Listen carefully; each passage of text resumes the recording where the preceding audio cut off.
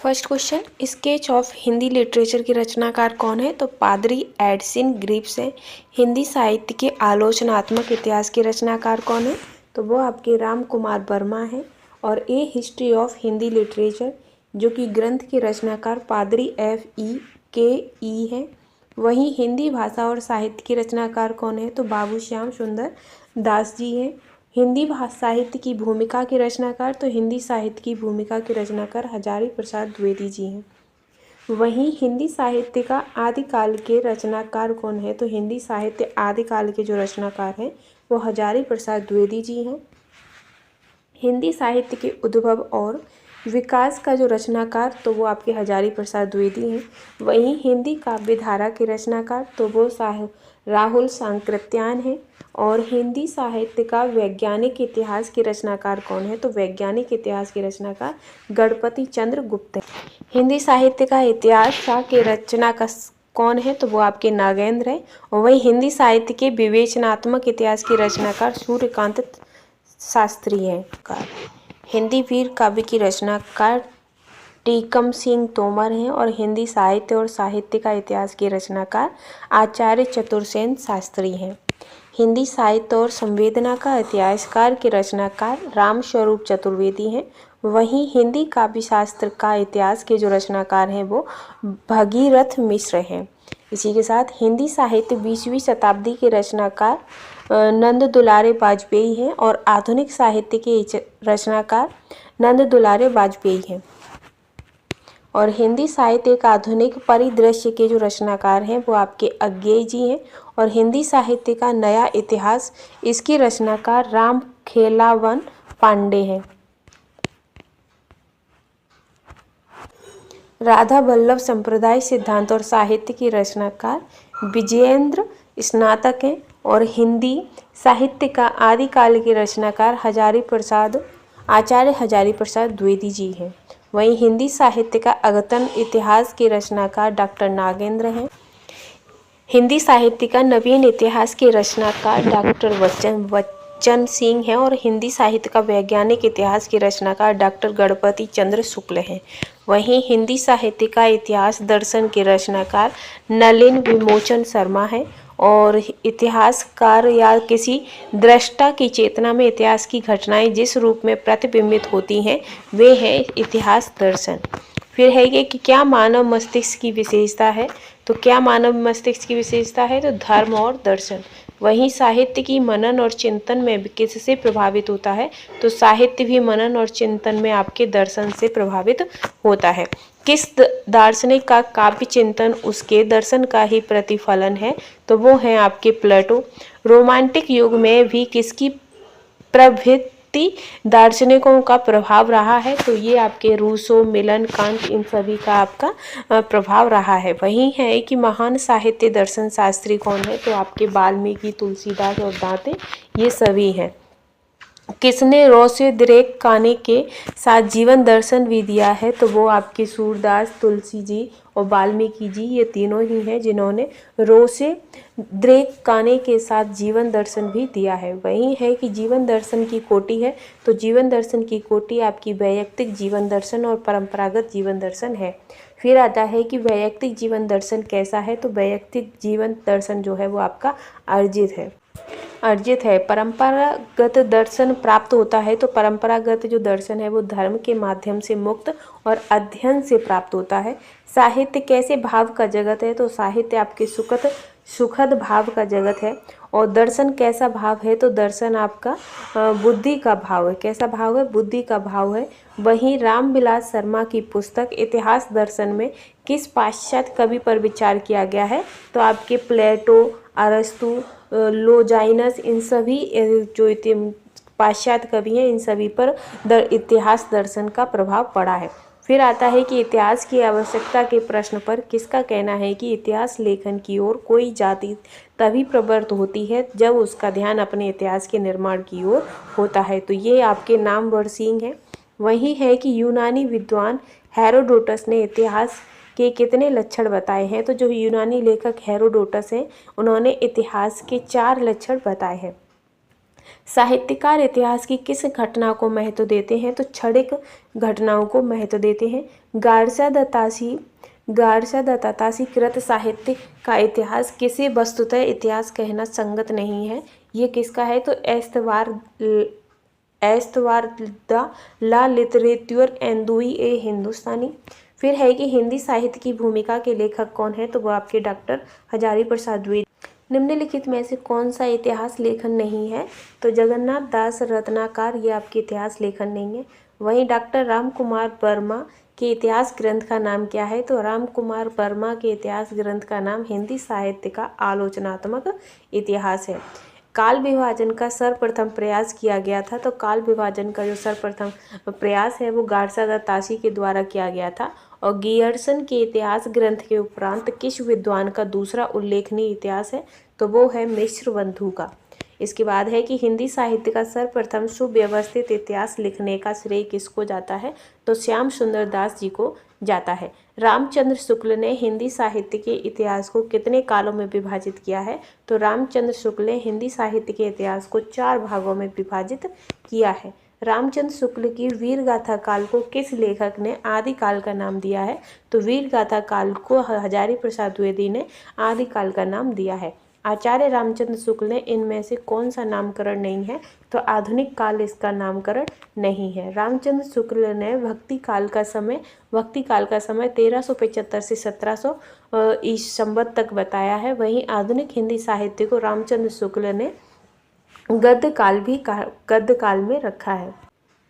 21 लेखन ने आदि काल को संधि काल और चारण काल नाम से 2 भागों में विभाजित किया है।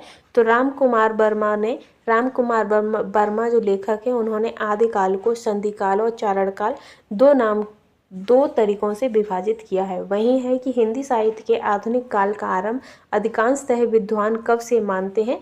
तो वो आपके 1900 से मानते हैं। हिंदी साहित्य के आदिकाल को अपभ्रंश काल किसने कहा है? तो अपभ्रंश काल आपका डॉक्टर धीरेन्द्र वर्मा और चंद्रधर शर्मा गुलेरी ने कहा है। राहुल सांकृत्यायन ने आदिकाल को क्या नाम दिया है? तो राहुल सांकृत्यायन ने आदिकाल को सिद्ध सामंत काल का नाम दिया है। वही है कि हिंदी साहित्य के वीर गाथा काल के लिए आदिकाल नामकरण अधिक सम्मत है। क्यों? क्योंकि यह आदिकाल नाम से प्राचीनता का आभास होता है। आचार्य रामचंद्र शुक्ल ने हिंदी साहित्य के प्रारंभिक युग को वीर गाथा काल इसलिए कहा था क्योंकि इस युग में वीर गाथा प्रधान कृतियों की प्रचुरता देखी जाती है। इसीलिए आचार्य रामचंद्र शुक्ल ने हिंदी साहित्य के प्रारंभिक युग को वीर गाथा काल कहा है। रामचंद्र शुक्ल ने वीर गाथा काल में किस साहित्य को सम्मिलित नहीं किया है? तो रामचंद्र शुक्ल ने वीर गाथा काल में आपके नाथ साहित्य और सिद्ध साहित्य को शामिल नहीं किया है। वही है कि मिश्र बंधुओं का काल विभाजन का भाग है तो वर्तमान काल है। वही है कि गियर्सन ने चारण काल की समय सीमा 700 से 1300 ईस्वी मानी है। गियर्सन के अनुसार रीतिकाल की समय सीमा है। तो गियर्सन के अनुसार रीतिकाल की समय सीमा 1500 से 1692 है। और गियर्सन ने काल विभाजन अनुसार तुलसीदास के अन्य परिवर्ती कवि की समय सीमा कितनी बताई है? तो 1600 से 1700 ईस्वी बताई है। वही है कि मिश्र बंधुओं ने पूर्व आरंभिक काल कब से कब तक माना है? तो मिश्र बंधुओं ने पूर्व आरंभिक काल आपका 700 से 1343 तक माना है। और मिश्र बंधुओं ने आरंभिक काल की समय सीमा मानी है तो संवत 1344 से 1444 तक मानी है। वही है कि मिश्र बंधुओं के अनुसार पूर्व आध्यात्मिक काल की समय सीमा कितनी है? तो 1445 से 1560 संवत बताई है। वही है कि मिश्र बंधुओं के अनुसार प्रौढ़ माध्यमिक काल की समय सीमा कितनी है? तो मिश्र बंधुओं के अनुसार प्रौढ़ माध्यमिक काल की समय सीमा 1561 से 1680 है। मिश्र बंधुओं के अनुसार पूर्व अलंकृत काल की समय सीमा, तो पूर्व अलंकृत काल की समय सीमा 1681 से 1790 है। वहीं मिश्र बंधुओं के अनुसार उत्तर अलंकृत काल की जो समय सीमा है वो 1791 से 1889 है। वही है कि डॉक्टर राम कुमार वर्मा ने चारण काल की समय सीमा कितनी बताई है? तो चारण काल की जो समय सीमा है वो 1000 से 1375 तक मानी है। डॉक्टर रामकुमार वर्मा ने भक्ति काल की समय सीमा कितनी मानी है? तो भक्ति काल की समय सीमा 1700 से लेकर 1900 संवत तक मानी है। और डॉक्टर रामकुमार वर्मा के अनुसार रीतिकाल की समय सीमा तो 1700 से 1900 तक की समय सीमा रीतिकाल की मानी है। डॉक्टर रामकुमार वर्मा के अनुसार आधुनिक काल की समय सीमा तो आधुनिक काल की समय सीमा संवत 1900 से अभी तक चलती आ रही है। आचार्य हजारी प्रसाद द्विवेदी के अनुसार समय सीमा तो वो आपकी है 1000 से 1350। आचार्य हजारी प्रसाद के अनुसार भक्ति काल की समय सीमा तो 1350 से 1700 तक। वहीं है आचार्य हजारी प्रसाद द्विवेदी के अनुसार समय सीमा तो वो आपके 1900 से अभी तक। आधुनिक कालीन पद्य को कितने भागों में बांटा गया है? तो आधुनिक कालीन पद्य को 7 भागों में बांटा गया है। भारतेंदु युग की समय सीमा कितनी है? तो भारतेंदु युग की समय सीमा 1850 से 1900 तक है। द्विवेदी युग की समय सीमा 1900 से 1920 तक है। छायावादी युग की समय सीमा 1920 से 1936 है। गारसा दत्तासी ने हिंदी साहित्य का इतिहास किस भाषा में लिखा है? तो उन्होंने गारसा दत्तासी ने हिंदी साहित्य का इतिहास फ्रेंच भाषा में लिखा है। वहीं भक्ति काल की सही समयावधि क्या है? तो भक्ति काल की सही समयावधि 1315 से लेके 1700 है। वहीं किस युग को हिंदी साहित्य का स्वर्ण युग कहा जाता है? तो भक्ति काल को हिंदी साहित्य का स्वर्ण युग कहा जाता है। डॉक्टर हजारी प्रसाद द्विवेदी ने वीरगाथा काल का नामकरण किया है। तो आदि काल में नामकरण किया है। बौद्धों द्वारा रचित अपभ्रंश साहित्य कहलाता है। तो सिद्ध साहित्य बौद्धों द्वारा रचित अपभ्रंश साहित्य कहलाता है।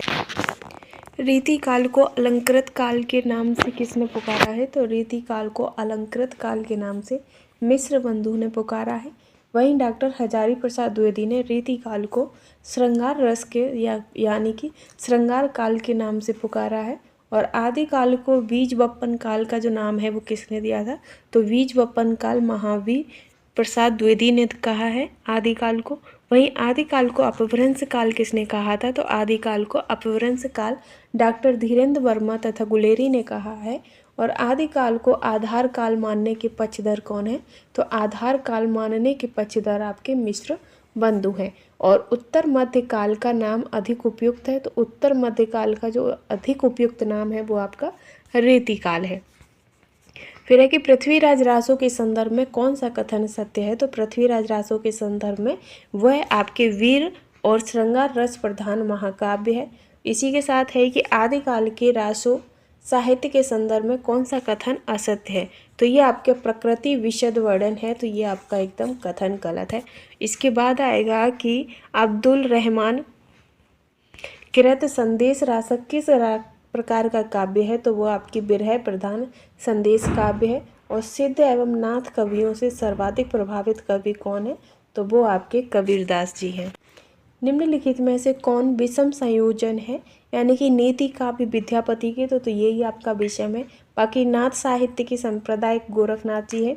जगनिक के रासो काव्य हैं। और पहेलियाँ तथा मुकरियों के अमीर खुसरो हैं। सिद्ध कवियों की प्रतीकात्मक भाषा को क्या कहा गया है? तो सिद्ध कवियों की जो प्रतीकात्मक भाषा है उसे संध्या भाषा कहा गया है। रासो काव्यों में इनमें से कौन सा रस सर्वाधिक मिलता है? तो रासो काव्यों में सबसे ज़्यादा श्रृंगार रस मिलता है।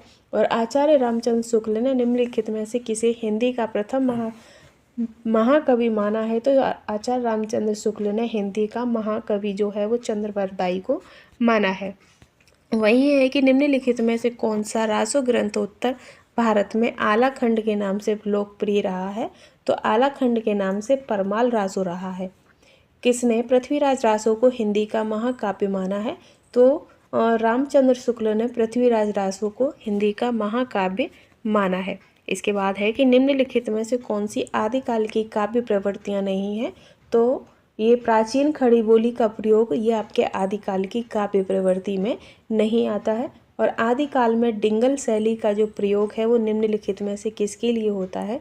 तो डिंगल शैली का जो प्रयोग है वो युद्ध वर्णन के लिए होता है। अपभ्रंश का भवभूति किस कवि को कहा गया है? तो अपभ्रंश का भवभूति पुष्पदंत को कहा गया है। वही है कि रामचंद्र शुक्ल ने किस साहित्य को सांप्रदायिक शिक्षा मात्र कहकर वीर गाथा काल में सम्मिलित नहीं किया, किंतु हजारी प्रसाद द्विवेदी ने उसे आदिकाल के अंतर्गत स्वीकार किया है। तो उसके अंतर्गत आपके सिद्ध साहित्य, नाथ साहित्य और जैन साहित्य ये सभी आते हैं। गोरखनाथ किसके शिष्य थे? तो गोरखनाथ मत्स्येंद्र नाथ के शिष्य थे। वही है कि मैं हिंदुस्तान की तूती हूँ, अगर तुम वास्तव में मुझसे कुछ पूछना चाहते हो तो हिंदवी में पूछो। ये पंक्तियाँ किसकी हैं? तो ये अमीर खुसरो की हैं। आगे है कि पद्मावती समय किस रचना का एक प्रसंग है? तो पद्मावती समय आपका पृथ्वीराज रासो का एक प्रसंग है। पउम चरयू में किसकी कथा है? तो पउम चरयू में आपकी राम की कथाएं हैं। वही है कि अपभ्रंश का वाल्मीकि किसे कहा गया है? तो अपभ्रंश का वाल्मीकि स्वयंभू को कहा गया है। इनमें से पृथ्वीराज रासो को अर्ध प्रमाणिक रचना कौन मानता है? तो अर्ध प्रमाणिक रचना पृथ्वीराज रासो को हजारी प्रसाद द्विवेदी जी मानते हैं। वही है कि हिंदी के उस महाकाव्य का नाम बताइए जो वीर एवं श्रृंगार रस प्रधान है और इसकी रचना आदिकाल में हुई है। तो वो आपका पृथ्वीराज रासो है। सरहप्पा को हिंदी का प्रथम कवि किसने माना है? तो सरहप्पा को हिंदी का प्रथम कवि राहुल सांकृत्यायन ने माना है। और साहित्य प्रत्येक देश की जनता की चित्तवृत्ति का संचित प्रतिबिंब है। ये कथन किसका है? तो ये कथन रामचंद्र शुक्ल जी का है। हिंदी साहित्य का इतिहास दर्शन किसकी रचना है? तो नलिन विमोचन शर्मा की रचना है। आचार्य रामचंद्र शुक्ल का हिंदी साहित्य का इतिहास मूलतः किस ग्रंथ की भूमिका हेतु लिखा गया है? तो हिंदी शब्द सागर ये जो कि आपके आचार्य रामचंद्र शुक्ल का हिंदी साहित्य का इतिहास मूलतः हिंदी शब्द सागर की भूमिका हेतु लिखा गया है। फिर है कि पयुम चरयू किसकी रचना है? तो पयुम चरयू जो रचना है वो आपकी सरहप्पा की रचना है। वही है कि रासो शब्द की जो व्युत्पत्ति है आचार्य हजारी प्रसाद द्विवेदी ने किस शब्द से की है? तो रासो शब्द की जो व्युत्पत्ति है वो आचार्य हजारी प्रसाद द्विवेदी जी ने रासक से की है। किसे? रासक से। आचार्य रामचंद्र शुक्ल का जीवन काल, तो इनका जो जीवन काल है 1884 से लेकर 1941 तक इनका जीवन काल रहा है। आपके मतानुसार आदिकाल की समय सीमा क्या होनी चाहिए? तो आचार्य रामचंद्र शुक्ल के अनुसार जो आदिकाल की जो समय सीमा है वो 1000 से 1350 होनी चाहिए। बुद्धि रस के रचयिता कौन है? तो बुद्धि रस के रचयिता मुनि शीलभद्र सूरी है। चंद्रवरदाई किस राजा के दरबारी कवि थे? तो चंद्रवरदाई पृथ्वीराज चौहान के दरबारी कवि थे। मैथिली कोकिल के नाम से कौन सा कवि प्रसिद्ध है? तो मैथिली कोकिल के नाम से विद्यापति प्रसिद्ध है।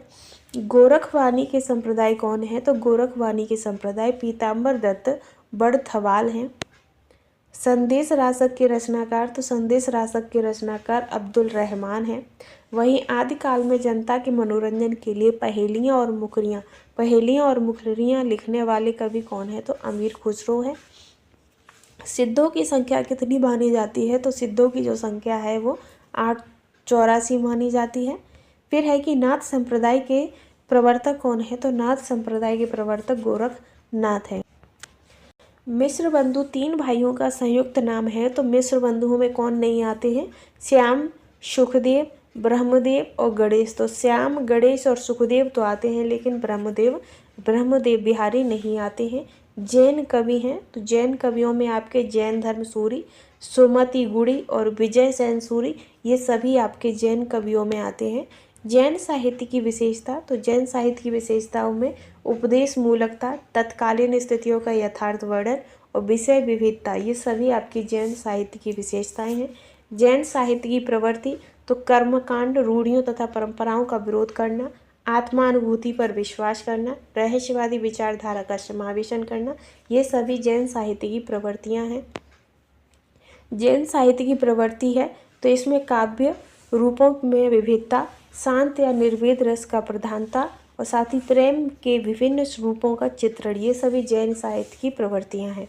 जैन साहित्य की प्रवृत्ति गीत तत्व की प्रधानता, अलंकार योजना, छंद विधान तथा लोक भाषा की प्रतिष्ठा, ये सभी भी जैन साहित्य की प्रवृत्तियों में आते हैं। आचार्य देवसेन की रचना, तो वो है आपकी श्रावणाचार। कौन सी है? श्रावणाचार। ये आपकी आचार्य देवसेन की रचना है। वही है कि शीलभद्र सूरी की रचना, तो शीलभद्र सूरी की रचना है भारतेश्वर बाहुबली रास। आगुन अगुन कवि की रचना, तो अगुन कवि की रचना है चंदनवाला रास। और जिन धर्म सूरी की रचनाओं में आपका आता है स्थूलीभद्र रास। विजय सेन सूरी की रचना, तो विजय सेन सूरी की जो रचना है वो आपकी रेवंतगिरी रास है। वही है कि भक्ति आंदोलन के उदय का कारण क्या था, तो भक्ति आंदोलन उदय का जो कारण था वो मंदिर व मूर्तियों का विनाश होना, ब्राह्मणवाद का जटिल होना और जाति प्रथा में भेदभाव होना, ये सभी भक्ति आंदोलन के उदय का कारण थे।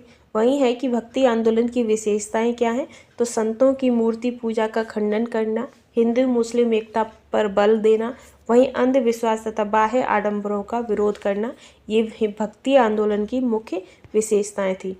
भक्ति आंदोलन का परिणाम क्या हुआ था, तो पुरोहित एवं ब्राह्मणवाद को ठेस पहुंची थी, दलितों का उद्धार हुआ था, धार्मिक सहिष्णुता का प्रादुर्भाव हुआ था, ये सभी भक्ति आंदोलन के परिणाम हुआ था। फिर है कि भक्ति आंदोलन का क्या परिणाम हुआ, वही रिपीटेड। बड़े व्यवस्था का अंत, सिख संप्रदाय की स्थापना और कर्मकांडों का ह्रास, ये आपके भक्ति आंदोलन का परिणाम हुआ था।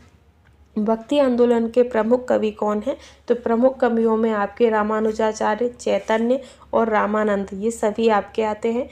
भक्ति आंदोलन के प्रमुख कवि, तो प्रमुख कवियों में आपके वल्लभाचार्य, रैदास और कबीरदास जी, ये सभी भक्ति आंदोलन के प्रमुख कवि हैं। और निम्नलिखित में से भक्ति आंदोलन का सूत्रधार नहीं है, तो जो कृपाचार्य हैं ये आपके उस भक्ति आंदोलन के सूत्रधार नहीं है। फिर है कि हिंदी भक्ति साहित्य की मुख्य काव्य धाराएं कितनी हैं, तो ये आपकी मुख्य काव्य धाराएं 2 हैं।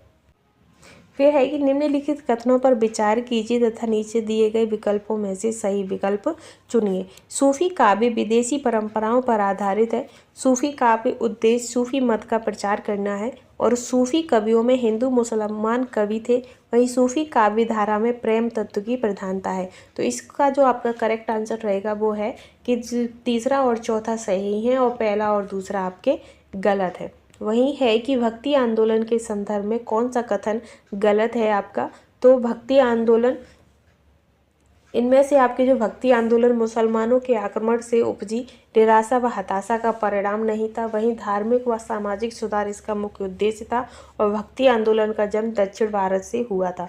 तो ये सभी आपके भक्ति आंदोलन के संदर्भ में एकदम सही कथन है। फिर है कि भक्ति की निष्पत्ति श्रद्धा और प्रेम के योग से होती है, ये कथन किसका है, तो ये कथन आपका रामचंद्र शुक्ल जी का है। भक्ति काल का सर्वमान्य समय क्या है, तो भक्ति काल का सर्वमान्य समय 1350 से 1700 संवत है। वहीं रामचंद्र शुक्ल ने भक्ति काल का निर्धारण कब से कब तक किया है, तो रामचंद्र शुक्ल ने भक्ति काल का जो निर्धारण है वो 1318 से लेकर 1643 तक किया है। ज्ञानश्री काव्य धारा में कौन से कवि आते हैं, तो ज्ञानश्री काव्य धारा में संत कवि आते हैं। निर्गुण राम जपेहु रे भाई, अविगत की गति लिखी न जाए, ये पंक्तियाँ किस रचनाकार की हैं, तो ये पंक्तियाँ कबीरदास जी की हैं। इसी के साथ है कि सूफी काव्य धारा को किसने प्रेमाश्रयी शाखा कहा है, तो वो आपके रामचंद्र शुक्ल जी हैं। प्रेमाख्यान सूफी काव्य धारा की प्रतिनिधित्व कवि कौन है, तो वो आपके जायसी हैं। और संत काव्य का मुख्य दार्शनिक आधार क्या है, तो वो आपके अद्वैत दर्शन है। फिर है कि उत्तर भारत में भक्ति आंदोलन का प्रचार किसकी प्रेरणा से हुआ है, तो भक्ति आंदोलन का जो प्रचार है वो वैष्णव आचार्य की प्रेरणा से हुआ है। सगुण भक्ति का मुख्य आधार ग्रंथ कौन सा है, तो सगुण भक्ति का मुख्य आधार ग्रंथ आपका श्रीमद् भागवत है। और पद्मावत की कथा में राजा रतन सेन किसका प्रतीक है, तो जो रतन सेन है वो आपके मन के प्रतीक है। वहीं जायसी की सर्व प्रसिद्ध रचना कौन सी है, तो वो आपकी पद्मावत है। और पद्मावती किस राज्य की राजकुमारी थी, तो पद्मावती सिंहल द्वीप की राजकुमारी थी।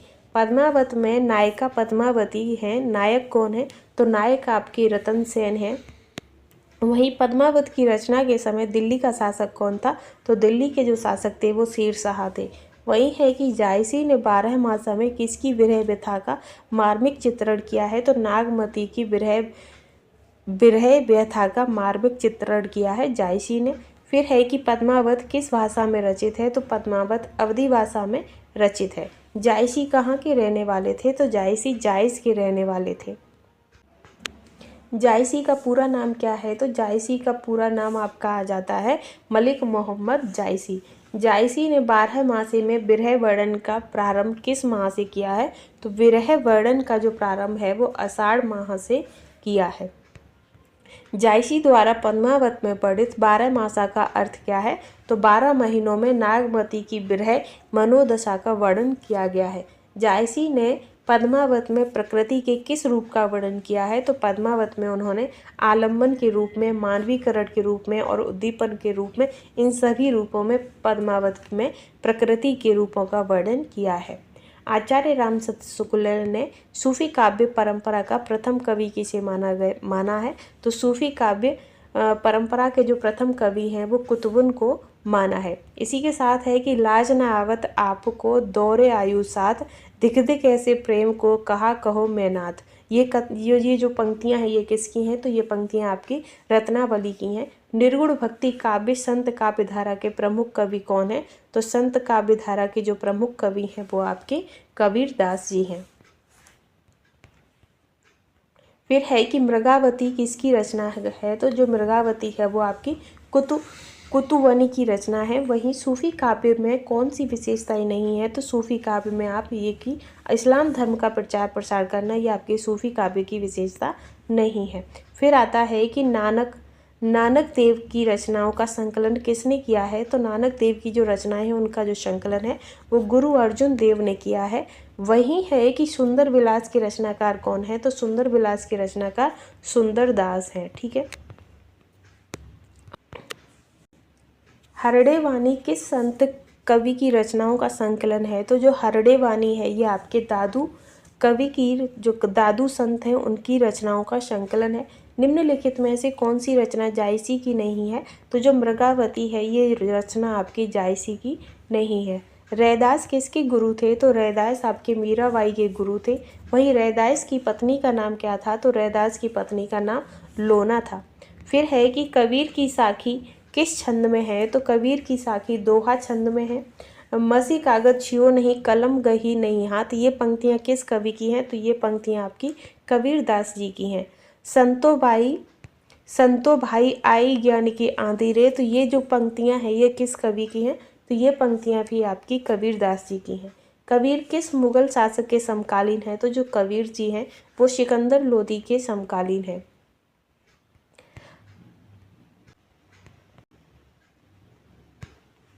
अजगर करे न चाकरी, पंछी करे न काम, दास मलूका कह गए सबके दाता राम। ये पंक्तियाँ किसकी हैं? तो ये आपके मलुक दास जी की पंक्तियाँ हैं। वही है कि चित्रावली के रचनाकार कौन है? तो चित्रावली की रचनाकार उस्मान जी हैं। इसके बाद है कि निम्नलिखित में विषम संयोजन कौन सा है? तो मुल्ला दाऊद जो है वो आपके मृगावती, तो ये विषम है। आगे है कि कबीर का निधन कहाँ हुआ था? तो कबीर दास जी का जो निधन है वो मगहर में हुआ। कबीर की पत्नी का नाम क्या था? तो कबीर दास जी की पत्नी का नाम लोई था। वहीं किस संत कवि ने परिष्कृत ब्रज भाषा में रचनाएं लिखी हैं? तो परिष्कृत ब्रज भाषा में जो रचनाएं हैं वो सुंदर दास जी ने लिखी हैं। संत रब्ज कवि का वास्तविक नाम क्या है? तो संत रब्ज कवि का जो वास्तविक नाम है वो रब्ज अली खां है। आगे है कि प्रभु जी तुम चंदन हम पानी, ये जो पंक्तियां हैं वो किसकी हैं? तो ये पंक्तियां आपके रैदास जी की हैं। गुरु नानक देव का जो जन्म है वो कहाँ हुआ था? तो लाहौर में हुआ था। ईस्वी 57 ईस्वी में कितने वर्ष जोड़ने पर संबंध बनता है? तो आपके 57 वर्ष जोड़ने पर ईस्वी में 57 वर्ष जोड़ने पर आपका सन या कि संबंध बन जाता है। वही है कि सगुण भक्ति आंदोलन का सूत्रपात कहाँ से हुआ है? तो सगुण भक्ति आंदोलन का जो सूत्रपात है वो दक्षिण भारत से हुआ है। निरंजनी संप्रदाय के प्रवर्तक हैं, तो निरंजनी संप्रदाय के प्रवर्तक हरिदास निरंजनी हैं। आगे है कि किस संत कवि का जन्म अकबर के समय में हुआ और निधन औरंगजेब के शासन काल में हुआ था? तो वो आपके मलुक दास जी थे। गुरु नानक देव की रचनाएं किस ग्रंथ में संकलित हैं? तो वो आपके गुरु ग्रंथ साहिब में संकलित हैं। बिश्नोई संप्रदाय की स्थापना किस संत कवि ने की है? तो बिश्नोई संप्रदाय की जो स्थापना है वो जम्पू नाथ ने की है। वही है कि गुरु नानक देव का जन्म स्थान, तो वो आपका ननकाना साहब है। गुरु नानक देव किस पंथ के सब प्रवर्तक थे? तो वो आपके नानक पंथ के प्रवर्तक थे। संत कवि दादू द्वारा स्थापित दादू पंथ पहले किस नाम से प्रसिद्ध था? तो दादू पंथ आपका पहले परम ब्रह्म संप्रदाय से प्रसिद्ध था। निम्नलिखित में से कौन से कवि दादू के शिष्य हैं? तो आपके रब्ज और सुंदरदास ये दोनों ही आपके दादू के शिष्य हैं। तुलसी की ब्रज भाषा में लिखित रचनाएं कौन सी हैं? तो आपकी विनय पत्रिका और कवितावली ये दोनों ही ब्रज भाषा में लिखित रचनाएं हैं। रामचरितमानस में मुख्य रूप से किस छंद का प्रयोग हुआ है? तो रामचरितमानस में आपका दोहा और चौपाई छंदों का प्रयोग हुआ है।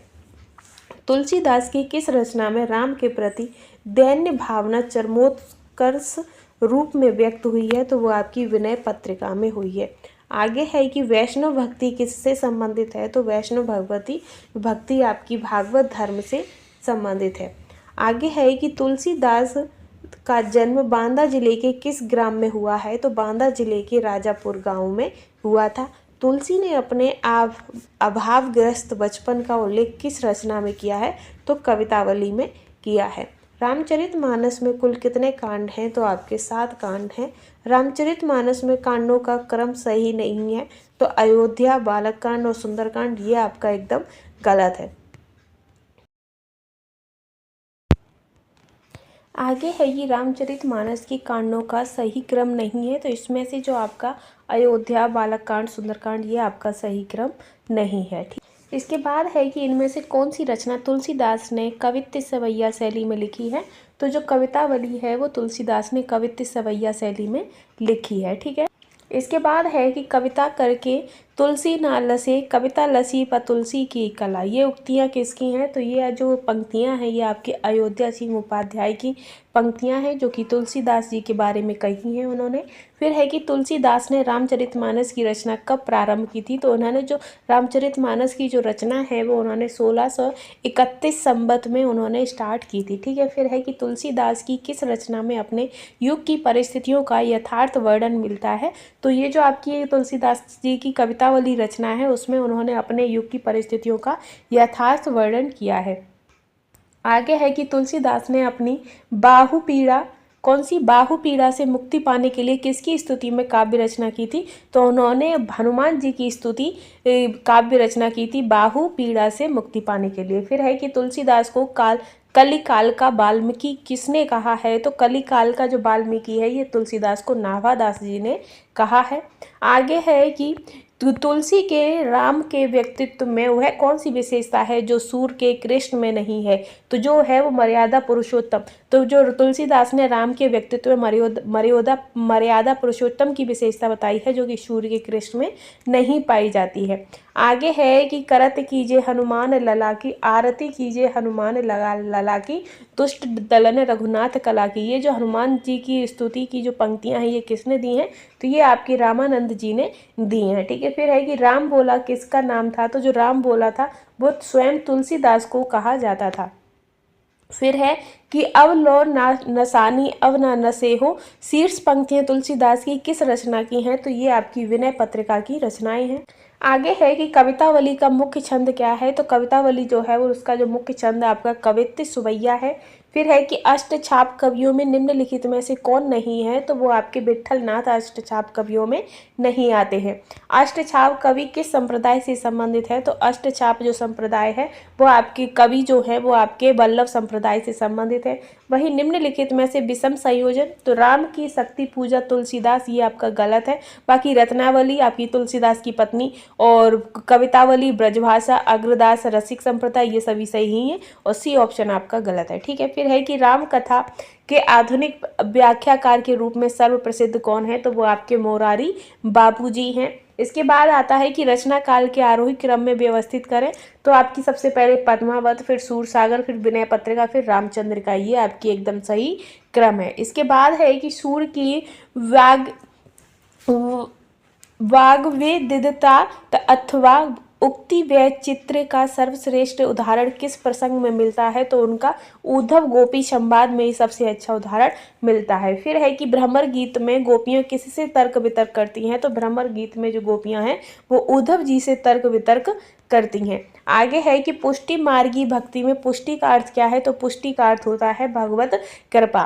फिर है कि राम भक्ति काव्य में संदर्भ में कौन सा कथन असत्य है, तो इसमें राम के लोक रंजन रूप की प्रतिष्ठा की गई है, तो ये आपका कथन आपका गलत है। ठीक है, आगे है कि कृष्ण भक्ति काव्य में वर्णित भ्रमर गीत का मुख्य प्रतिपाद क्या है, तो भ्रमर गीत का जो मुख्य प्रतिपाद है वो सगुण उपासना की प्रतिष्ठा है। ठीक है, आगे है कि निम्नलिखित में से कौन सी विशेषता सूर के भ्रमर गीत में नहीं है, तो यशोदा का वात्सल्य प्रेम ये आपके सूरदास के भ्रमर गीत में नहीं है। इसी के साथ है कि रामचरितमानस का काव्य रूप क्या है, तो वो आपका एक महान काव्य है। ठीक है, आगे है कि तुलसी के काव्य में वह कौन सी विशेषता है जिसके कारण रामचंद्र शुक्ल ने उन्हें भक्ति काल का सर्वश्रेष्ठ कवि घोषित किया था, तो वो है लोक मंगल की साधना। ठीक है, फिर है कि सखी संप्रदाय की स्थापना किसने की थी, तो सखी संप्रदाय की स्थापना स्वामी हरिदास ने की है। आधुनिक काल के किस कवि ने भ्रमर गीत को आधार बनाकर उद्धव शतक की रचना की थी, तो जगन्नाथ दास रत्नाकर ने उद्धव शतक की रचना की थी। आगे है कि तुलसीदास राम भक्ति काव्य धारा के प्रमुख कवि हैं, और निम्नलिखित में से उनकी कौन सी रचना नहीं है, तो ये जो कृष्णावली है ये इनकी रचना नहीं है, बाकी आपकी रामाज्ञा, विनय पत्रिका और रामचरितमानस ये कवि तुलसीदास की रचनाएं हैं। फिर है कि तुलसीदास की माता का नाम क्या था, तो उनकी माता का नाम हुलसी था। फिर है कि अवगति गति कछु कहत न आवे शीर्ष पद का मुख्य विषय क्या है, तो श्री कृष्ण की वंदना का है। फिर है कि इसमें से विषम संयोजन तो सीधा है आपका राधा वल्लभ संप्रदाय जो कि निम्बार्काचार, ये आपका गलत कथन है। ठीक है, आगे फिर है कि निम्नलिखित में कृष्ण का संबंध किससे है, तो कृष्ण जी का जो संबंध है वो यदुवंश से है। वही है कि कौन सी प्रवृत्ति कृष्ण काव्य की नहीं है, तो ये जो समन्वय की प्रवृत्ति है ये कृष्ण काव्य की प्रवृत्ति नहीं है। इसके बाद है कि कौन सा कवि अष्टछाप का है, तो जो नंददास जी हैं ये आपके अष्टछाप के कवि हैं। देखिए तो कालिंदी अतिकारी पंक्ति किस कवि की है, तो ये जो पंक्तियां हैं ये आपकी सूरदास जी की पंक्तियां हैं। आगे है कि भ्रमर गीत परंपरा के ग्रंथ के रचयिता कौन है, तो नंददास है। मोहिनी मूरत सावरी सूरती नैना बने रसाल जो पंक्तियों के रचनाकार कौन है, तो ये आपकी पंक्तियों के रचनाकार मीराबाई हैं। इसके बाद है कि वात्सल्य रस का सम्राट इनमें से किसे माना जाता है, तो सूरदास जी को वात्सल्य रस का सम्राट कहा जाता है। राम भक्ति परंपरा में रसिक संप्रदाय के प्रवर्तक कौन है, तो वो आपके अग्रसेन हैं। इसी के साथ है कि रामचंद्रिका का रचनाकाल क्या है, तो रामचंद्रिका का रचनाकाल 1601 है। आगे है कि संस्कृत भाषा में कृष्ण विषयक काव्य गीत गोविंद किसने लिखा है, तो कृष्ण विषयक काव्य गीत गोविंद जो है ये आपका जयदेव जी ने लिखा है। वही है कि कृष्ण भक्ति काव्य की काव्य भाषा है, तो कृष्ण भक्ति काव्य की काव्य भाषा ब्रज है। ठीक है, आगे है कि ध्रुवदास नामक कवि किस संप्रदाय में दीक्षित थे, तो ये आपके राधा वल्लभ संप्रदाय में दीक्षित। आगे है कि प्रेम वाटिका इनमें से किस कृष्ण भक्त कवि की रचना है, तो वो आपके रसखान की रचना है। फिर है कि कृष्ण की लीला वर्णन में किस भक्ति भाव की प्रधानता है, तो वो आपके माधुर्य भाव की प्रधानता है। आगे है कि कृष्ण भक्ति काव्य में कथा का मूल स्रोत क्या है, तो कथा का मूल स्रोत श्रीमद् भागवत कथा है।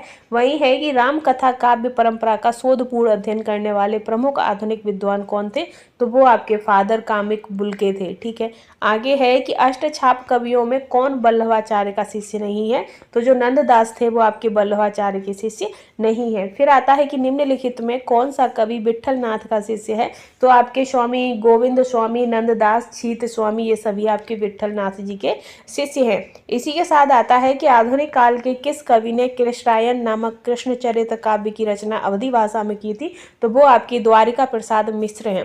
फिर है कि सूरदास की भक्ति में कौन सा तत्व है, तो सूरदास की भक्ति में माधुर्य भाव, सखा भाव और आत्मनिवेदन ये सभी भाव उसमें तत्व आते हैं। फिर है कि सूरदास द्वारा चरित दृष्टकूट पदों का अर्थ क्या है, तो दृष्टकूट पदों का अर्थ है कि गोपन शैली के पद। फिर है कि निम्नलिखित में से कौन अकबर का दरबारी कवि था, तो रहीम जी जो थे वो अकबर के दरबारी कवि थे। इसके बाद है कि प्रेम वाटिका के रचनाकार कौन है, तो वो रसखान है। और सूर सागर में कुल कितने स्कंद हैं, तो आपके 12 स्कंद हैं। इसके आगे है कि सखी संप्रदाय के प्रवर्तक का नाम लिखिए, तो वो आपकी स्वामी हरिदास हैं। और केली माल ग्रंथ के रचयिता कौन है, तो आपके स्वामी हरिदास हैं। इसी के आगे बढ़ेंगे तो अलवार का नाम है, तो अलवार का जो नाम है वो आपके तिरुमाल से मधुकर कवि और नम्मालवार ये सभी आपके अलवार के नाम है। अलवार का नाम तो इसमें आपके पेरियलवार, कुलशेखरा, अलवार, भाडाल, ये सभी आपके अलवार के नाम है। और भी अलवार के नाम है जिसमें आपका तोरंड, डिप्पो, डियालवार और तिरुपानालवार और तिरुमंगेयालवार, ये सभी भी आपके अलवार के नामों में ही आते हैं। फिर है इनके और गुण, तो इनके गुणों में हजारों पद रचे गए हैं जिसमें आपके नारायण, कृष्ण, राम, ये सभी इसमें आते हैं। ठीक है, आगे है कि रीति काल में कौन सी परिस्थिति नहीं है, तो रीति काल में भक्ति भावना का व्यापक प्रचार प्रसार ये आपकी नहीं है। आगे है कि रीति काल को किन वर्गों में विभाजित किया गया है, तो रीति काल को रीति सिद्ध, रीति मुक्त, रीतिबद्ध वर्गों में विभाजित किया गया है। भाषा के लक्षक एवं व्यंजक बल की सीमा कहाँ तक है, इसकी पूरी परख इन्हीं को थी। तो ये किसने ये कहा है, तो ये जो है घनानंद ने आचार्य शुल्क के बारे में टिप्पणी की थी। आगे है कि घनानंद के काव्य में किस रस की प्रधानता है, तो इनके काव्य में वियोग रस की प्रधानता है। फिर है कि इन कवियों को आरोही क्रम में लिखना है, तो आरोही क्रम में आपके बिहारी, बिहारी के बाद मतीराम, मतीराम के बाद भूषण, भूषण के बाद देव आते हैं। फिर है कि जहांगीर जस चंद्रिका के रचनाकार कौन है, तो जहांगीर जस चंद्रिका के रचनाकार केशव जी हैं। इसी के साथ है कि प्रेम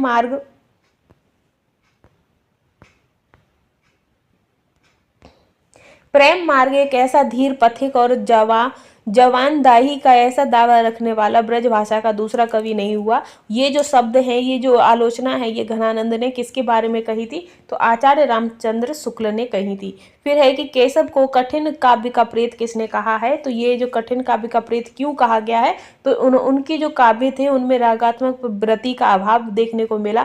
साथ ही पांडित्य और चमत्कार प्रदर्शन की प्रवृत्ति प्रधान थी। साथ ही उनकी कल्पनाएं अत्यंत क्लिष्ट और दुरूह थी। ठीक है, आगे रहेगा आपका कि केशव दास को भाषा का मिल्टन कहना चाहिए। ये कथन किसका है, तो ये कथन आपका मिश्र बंधु का है। और छंदमाला किसके द्वारा रचित लक्षण ग्रंथ है, तो ये आपका केशव के द्वारा रचित लक्षण ग्रंथ है। इसके बाद आएगा कि नैनन नचाए कही मुस्काए, लाला फिर आयो खेलन हो रही, ये पंक्तियां किसने कही हैं, तो ये पंक्तियां आपकी पद्माकर की हैं। फिर है कि कौन सा काव्य ग्रंथ सेनापति का है, तो कवित्र रत्नाकर जो काव्य है ये आपका सेनापति का है। इसके बाद आता है कि केशव दास को रामचंद्रिका में सर्वाधिक सफलता मिली थी, तो संवाद योजना में सबसे ज्यादा उन्हें सफलता मिली थी। फिर है कि रस, राज और ललित ललाम नामक लक्षण ग्रंथ किस कवि ने लिखे हैं, तो ये आपके मतीराम ने ही लिखे हैं। इसके साथ है कि केशव दास की किस रचना को छंदों का अजायब घर कहा गया है, तो इनकी केशव दास की जो रामचंद्रिका थी उन्हें उस रचना को छंदों का अजायब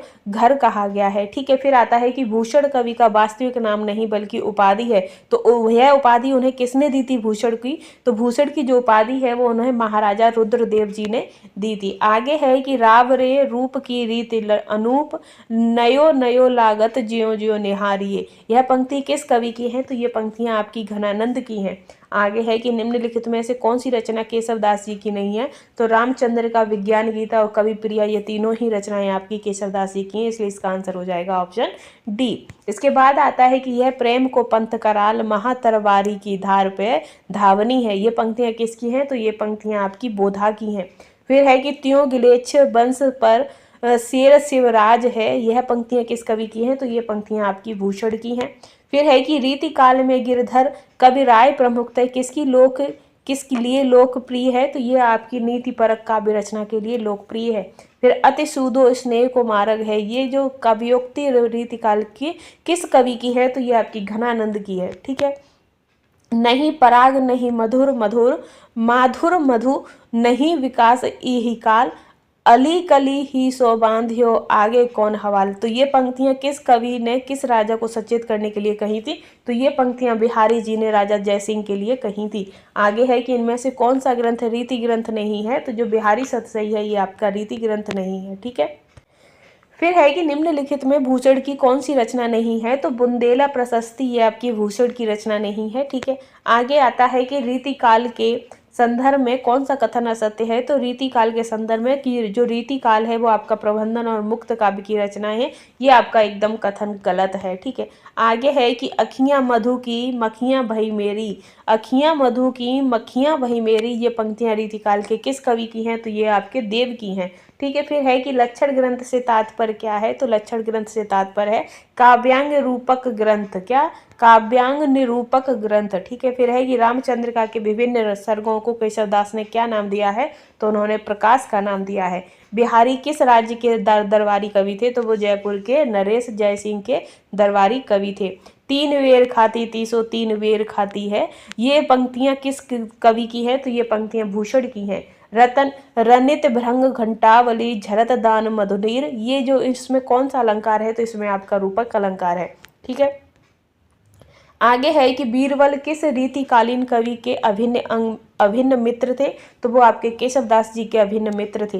वही है कि केशवदास के किस ग्रंथ में ज्ञान वैराग्य का वर्णन हुआ है, तो विज्ञान गीता में उनके ज्ञान वैराग्य का वर्णन हुआ है। इसी के साथ आगे बढ़ेंगे कि इनके दोहे क्या हैं, रस की छोटी छोटी पिचकारियां हैं, ये किसने कहा है, तो ये आचार्य रामचंद्र शुक्ल ने ये आपके बिहारी जी के लिए कहा है कि इनके दोहे क्या, ये तो रस की छोटी छोटी पिचकारियां हैं। आगे है कि रीतिकाल का कौन सा कवि वीर रस की काव्य रचना के लिए प्रसिद्ध है, तो वो आपके भूषण जी हैं। बिच ही सूखी भुला दू गौ छीटो हुई न गात, ये पंक्तियां किस कवि की हैं, तो ये पंक्तियां आपके बिहारी जी की हैं। आगे है कि अमीय हलाहल मद भरे श्याम श्वेत रतनार, ये पंक्तियां किसकी हैं, तो ये पंक्तियां रसलीन की हैं। निम्नलिखित में से कौन सा कवि रीति सिद्ध कवि है, तो बिहारी जी आपके रीति सिद्ध कवि हैं। आचार्य चिंतामणि की रस विलास रचना का मुख्य विषय क्या था, तो रस की शास्त्रीय विवेचना करना। ठीक है। आगे है कि भूषण ने अपने काव्य में किस राजा के शौर्य और पराक्रम का अतिशयोक्ति वर्णन किया है, तो भूषण जी ने छत्रपति शिवाजी और राजा छत्रसाल दोनों ही राजाओं के शौर्य और पराक्रम का अतिशयोक्तिपूर्ण वर्णन किया है। फिर है कि निम्नलिखित में से कौन सी विशेषता रीति मुक्त काव्य की नहीं है, तो काव्य शास्त्रीय विवेचन करना, ये आपके रीति मुक्त काव्य की विशेषता नहीं है। बिहारी किस राजा के आश्रित कवि थे, तो बिहारी जी जो थे वो आपके राजा जयसिंह के आश्रित कवि थे। फिर आता है कि निम्नलिखित में से रसलीन उपनाम से जो रीति काल का प्रसिद्ध कवि कौन थे, तो वो सैयद गुलाम नबी थे। फिर है कि केशवदास का जन्म स्थान कौन सा है, तो वो उनका ओरछा है। ठीक। आगे है कि आगे के कवि रीझे हैं तो कविताई, ना तो राधिका कनाई सुमिरन को बना हो है, ये उक्त पंक्तियां किसकी हैं, तो ये भिखारी दास की हैं। ठीक है। आगे है कि भूषण की वीर रस की रचनाएं किस रूप में आदिकालीन वीर गाथा काल से भिन्न है, तो आपकी राष्ट्रीयता का समावेशन, मुक्त काव्य रचना, ब्रज भाषा का प्रयोग, ये सभी इसकी विशेषताएं हैं।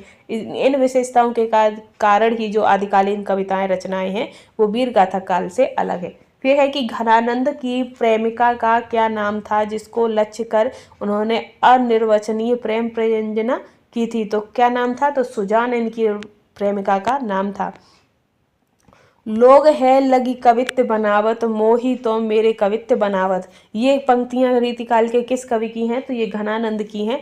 वही है कि भूषण के कवि में किस काव्य गुण की प्रधानता है, तो इनकी गुणों में आपकी ओज गुण की प्रधानता है। फिर आता है कि लक्षण ग्रंथकारों के संस्कृत काव्य शास्त्र में क्या कहा गया है, तो आचार्य कहा गया है। जन्म ग्वालियर जानिए मथुरा दसी ससुराल, तो ये किसके बारे में कहा गया है, तो ये बिहारी के बारे में कहा गया है, क्योंकि इनका जो जन्म था ये ग्वालियर में हुआ था और ये बाद में ग्वालियर के बाद फिर ये अपने मथुरा यानी कि अपने ससुराल में जाकर बस गए थे। ठीक है। आगे है कि किस रीतिकालीन कवि को जयपुर के महाराज जयसिंह प्रत्येक दोहे पर एक असरफी देने का इनाम देते थे, तो वो बिहारी जी हैं। फिर है कि रसनिधि कवि का वास्तविक नाम क्या है, तो रसनिधि कवि का वास्तविक नाम लक्ष्मण चंद्र है। इसके बाद है कि ग्वालियर में जन्म स्थान किस रीति कवि का है, तो वो आपके बिहारी जी का है। आगे है कि रीतिकाल का वह कवि कौन सा है जो केवल अपनी कृष्ण भक्ति काव्य रचना के लिए प्रसिद्ध हुए थे, तो वो आपके रसखान है। ठीक है। आगे है कि कौन सा कवि रीति मुक्त नहीं है, तो जो बिहारी जी हैं वो आपके रीति मुक्त कवि नहीं है। गंगा लहरी किस रीतिकालीन कवि की रचना है, तो गंगा लहरी आपकी पद्माकर की रचना है। फिर आगे है कि केशवदास का किस मुगल सम्राट से विरोध हुआ था, तो उनका अकबर के सामने विरोध हुआ था। फिर है कि पंडित रामचंद्र शुक्ल ने रीतिकाल का प्रवर्तक किसे माना है, तो केशवदास जी को माना है। आगे है कि रीतिकाल में सर्वाधिक रचना किस काव्य के रूप में हुई है, तो मुक्त काव्य के रूप में सबसे ज्यादा रचनाएं हुई हैं। बिहारी सतसई में किस छंद का प्रयोग सर्वाधिक मिलता है, तो दोहा छंद का प्रयोग सबसे ज्यादा मिलता है। सिंधु तयो उनको वरना तुम पे धनुरेख गई न तरी, यह पंक्तियां किस कवि की हैं? तो ये जो पंक्तियां हैं ये केशव जी की हैं। भूषण के काव्य में किस रस की प्रमुखता है? तो भूषण के काव्य में वीर रस की प्रमुखता है। घनानंद की प्रेमिका का नाम क्या था? तो सुजान था। रीति काल की कौन सी रचना सबसे अधिक लोकप्रिय है? तो वो आपकी है बिहारी शतसरी। तो ये जो सीरीज आपकी एमए के प्रश्न, एमए फर्स्ट सेमेस्टर के अपना प्रश्न पत्र आपका पहला था, तो उसमें हिंदी साहित्य का इतिहास से संबंधित जितने भी आपके बहुविकल्पी प्रश्न थे सारे कंप्लीट हो गए। आई होप आपको वीडियो पसंद आई होगी। तो चलिए एक बार इसका तुरंत जल्दी जल्दी रिवीजन और कर लेते हैं, ठीक है।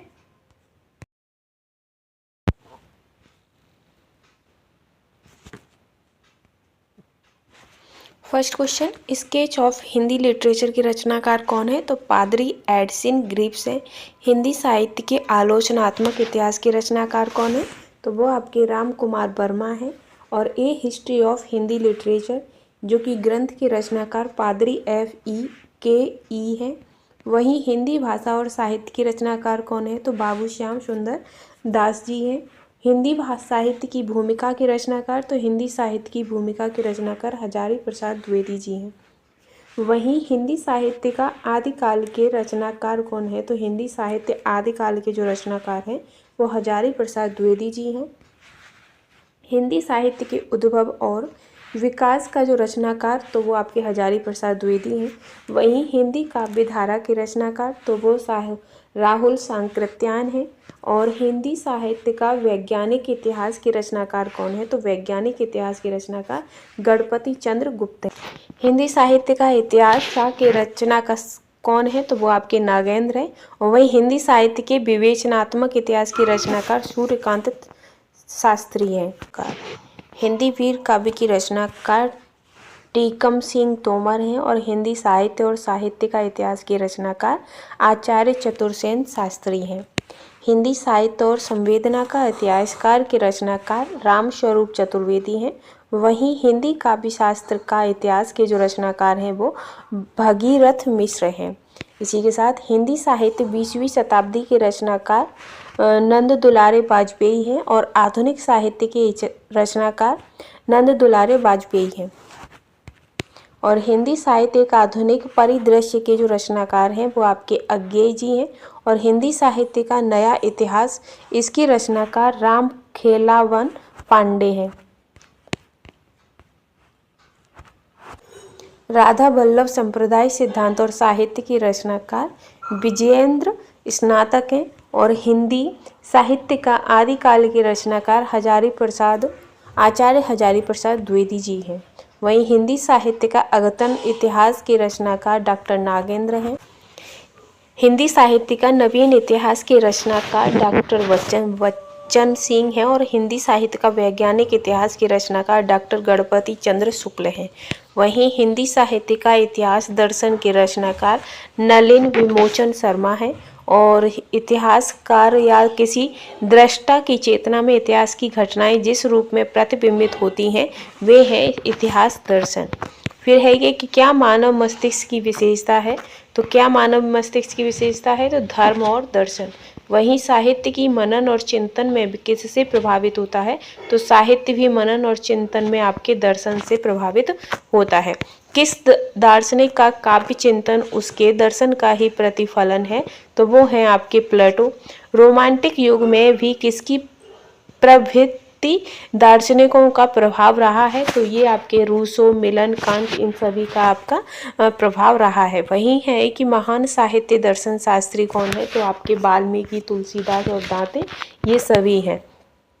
किसने रोसे द्रेक काने के साथ जीवन दर्शन भी दिया है? तो वो आपके सूरदास, तुलसी जी और वाल्मीकि जी, ये तीनों ही हैं जिन्होंने रोसे द्रेक काने के साथ जीवन दर्शन भी दिया है। वही है कि जीवन दर्शन की कोटि है, तो जीवन दर्शन की कोटि आपकी वैयक्तिक जीवन दर्शन और परंपरागत जीवन दर्शन है। फिर आता है कि वैयक्तिक जीवन दर्शन कैसा है? तो वैयक्तिक जीवन दर्शन जो है वो आपका अर्जित है। परंपरागत दर्शन प्राप्त होता है, तो परंपरागत जो दर्शन है वो धर्म के माध्यम से मुक्त और अध्ययन से प्राप्त होता है। साहित्य कैसे भाव का जगत है? तो साहित्य आपके सुखद भाव का जगत है। और दर्शन कैसा भाव है, तो दर्शन आपका बुद्धि का भाव है। कैसा भाव है, बुद्धि का भाव है। वहीं रामविलास शर्मा की पुस्तक इतिहास दर्शन में किस पाश्चात्य कवि पर विचार किया गया है, तो आपके प्लेटो, अरस्तु, लोजाइनस, इन सभी जो पाश्चात्य कवि हैं इन सभी पर इतिहास दर्शन का प्रभाव पड़ा है। फिर आता है कि इतिहास की आवश्यकता के प्रश्न पर किसका कहना है कि इतिहास लेखन की ओर कोई जाति तभी प्रवृत्त होती है जब उसका ध्यान अपने इतिहास के निर्माण की ओर होता है, तो ये आपके नामवर सिंह हैं। वही है कि यूनानी विद्वान हेरोडोटस ने इतिहास के कितने लक्षण बताए हैं, तो जो यूनानी लेखक हेरोडोटस हैं उन्होंने इतिहास के 4 लक्षण बताए हैं। साहित्यकार इतिहास की किस घटना को महत्व देते हैं, तो क्षणिक घटनाओं को महत्व देते हैं। गार्सा दत्तातासी कृत साहित्य का इतिहास किसे वस्तुतः इतिहास कहना संगत नहीं है, ये किसका है, तो एस्तवार ला लिटरेचर एंदुई ए हिंदुस्तानी। फिर है कि हिंदी साहित्य की भूमिका के लेखक कौन है, तो वो आपके डॉक्टर हजारी प्रसाद द्विवेदी। निम्नलिखित में से कौन सा इतिहास लेखन नहीं है, तो जगन्नाथ दास रत्नाकर, ये आपके इतिहास लेखन नहीं है। वहीं डॉक्टर राम कुमार वर्मा के इतिहास ग्रंथ का नाम क्या है, तो राम कुमार वर्मा के इतिहास ग्रंथ का नाम हिंदी साहित्य का आलोचनात्मक इतिहास है। काल विभाजन का सर्वप्रथम प्रयास किया गया था, तो काल विभाजन का जो सर्वप्रथम प्रयास है वो गार्सा दत्तासी के द्वारा किया गया था। और गियर्सन के इतिहास ग्रंथ के उपरांत किस विद्वान का दूसरा उल्लेखनीय इतिहास है, तो वो है मिश्र बंधु का। इसके बाद है कि हिंदी साहित्य का सर्वप्रथम सुव्यवस्थित इतिहास लिखने का श्रेय किसको जाता है, तो श्याम सुंदर दास जी को जाता है। रामचंद्र शुक्ल ने हिंदी साहित्य के इतिहास को कितने कालों में विभाजित किया है, तो रामचंद्र शुक्ल ने हिंदी साहित्य के इतिहास को 4 भागों में विभाजित किया है। रामचंद्र शुक्ल की वीर गाथा काल को किस लेखक ने आदि काल का नाम दिया है, तो वीर गाथा काल को हजारी प्रसाद द्विवेदी ने आदि काल का नाम दिया है। आचार्य रामचंद्र शुक्ल ने इनमें से कौन सा नामकरण नहीं है, तो आधुनिक काल इसका नामकरण नहीं है। रामचंद्र शुक्ल ने भक्ति काल का समय 1375 से 1700 ईसा संवत तक बताया है। वहीं आधुनिक हिंदी साहित्य को रामचंद्र शुक्ल ने गद्य काल में रखा है। 21 लेखन ने आदि काल को संधि काल और चारण काल नाम से 2 भागों में विभाजित किया है, तो राम कुमार वर्मा जो लेखक हैं उन्होंने आदि काल को संधि काल और चारण काल 2 तरीकों से विभाजित किया है। वही है कि हिंदी साहित्य के आधुनिक काल का आरंभ अधिकांशतः विद्वान कब से मानते हैं, तो वो आपके 1900 से मानते हैं। हिंदी साहित्य के आदिकाल को अपभ्रंश काल किसने कहा है, तो अपभ्रंश काल आपका डॉक्टर धीरेन्द्र वर्मा और चंद्रधर शर्मा गुलेरी ने कहा है। राहुल सांकृत्यायन ने आदिकाल को क्या नाम दिया है, तो राहुल सांकृत्यायन ने आदिकाल को सिद्ध सामंत काल का नाम दिया है। वही है कि हिंदी साहित्य के वीर गाथा काल के लिए आदिकाल नामकरण अधिक सम्मत है। क्योंकि यह आदिकाल नाम से प्राचीनता का आभास होता है। आचार्य रामचंद्र शुक्ल ने हिंदी साहित्य के प्रारंभिक युग को वीर गाथा काल इसलिए कहा था क्योंकि इस युग में वीर गाथा प्रधान कृतियों की प्रचुरता देखी जाती है, इसीलिए आचार्य रामचंद्र शुक्ल ने हिंदी साहित्य के प्रारंभिक युग को वीर गाथा काल कहा है। रामचंद्र शुक्ल ने वीर गाथा काल में किस साहित्य को सम्मिलित नहीं किया है, तो रामचंद्र शुक्ल ने वीर गाथा काल में आपके नाथ साहित्य और सिद्ध साहित्य को शामिल नहीं किया है। वही है कि मिश्र बंधुओं का काल विभाजन का भाग है, तो वर्तमान काल है। वही है कि गियर्सन ने चारण काल की समय सीमा, तो गियर्सन ने चारण काल की समय सीमा 700 से 1300 ईस्वी मानी है। गियर्सन के अनुसार रीतिकाल की समय सीमा है, तो गियर्सन के अनुसार रीतिकाल की समय सीमा 1500 से 1692 है। और गियर्सन ने काल विभाजन अनुसार तुलसीदास के अन्य परिवर्ती कवि की समय सीमा कितनी बताई है, तो 1600 से 1700 ईस्वी बताई है। वही है कि मिश्र बंधुओं ने पूर्व आरंभिक काल कब से कब तक माना है, तो मिश्र बंधुओं ने पूर्व आरंभिक काल आपका 700 से 1343 तक माना है। और मिश्र बंधुओं ने आरंभिक काल की समय सीमा मानी है, तो संवत 1344 से 1444 तक मानी है। वही है कि मिश्र बंधुओं के अनुसार पूर्व आध्यात्मिक काल की समय सीमा कितनी है? तो 1445 से 1560 संवत बताई है। वही है कि मिश्र बंधुओं के अनुसार प्रौढ़ माध्यमिक काल की समय सीमा कितनी है? तो मिश्र बंधुओं के अनुसार प्रौढ़ माध्यमिक काल की समय सीमा 1561 से 1680 है। मिश्र बंधुओं के अनुसार पूर्व अलंकृत काल की समय सीमा, तो पूर्व अलंकृत काल की समय सीमा 1681 से 1790 है। वहीं मिश्र बंधुओं के अनुसार उत्तर अलंकृत काल की जो समय सीमा है वो 1791 से 1889 है। वही है कि डॉक्टर राम कुमार वर्मा ने चारण काल की समय सीमा कितनी बताई है? तो चारण काल की जो समय सीमा है वो 1000 से 1375 तक मानी है। डॉक्टर राम कुमार वर्मा ने भक्ति काल की समय सीमा कितनी मानी है? तो भक्ति काल की समय सीमा 1700 से लेकर 1900 संवत तक मानी है। और डॉक्टर राम कुमार वर्मा के अनुसार रीतिकाल की समय सीमा तो 1700 से 1900 तक की समय सीमा रीतिकाल की मानी है। डॉक्टर राम कुमार वर्मा के अनुसार आधुनिक काल की समय सीमा, तो आधुनिक काल की समय सीमा संवत 1900 से अभी तक चलती आ रही है। आचार्य हजारी प्रसाद द्विवेदी के अनुसार समय सीमा तो वो आपकी है 1000 से 1350।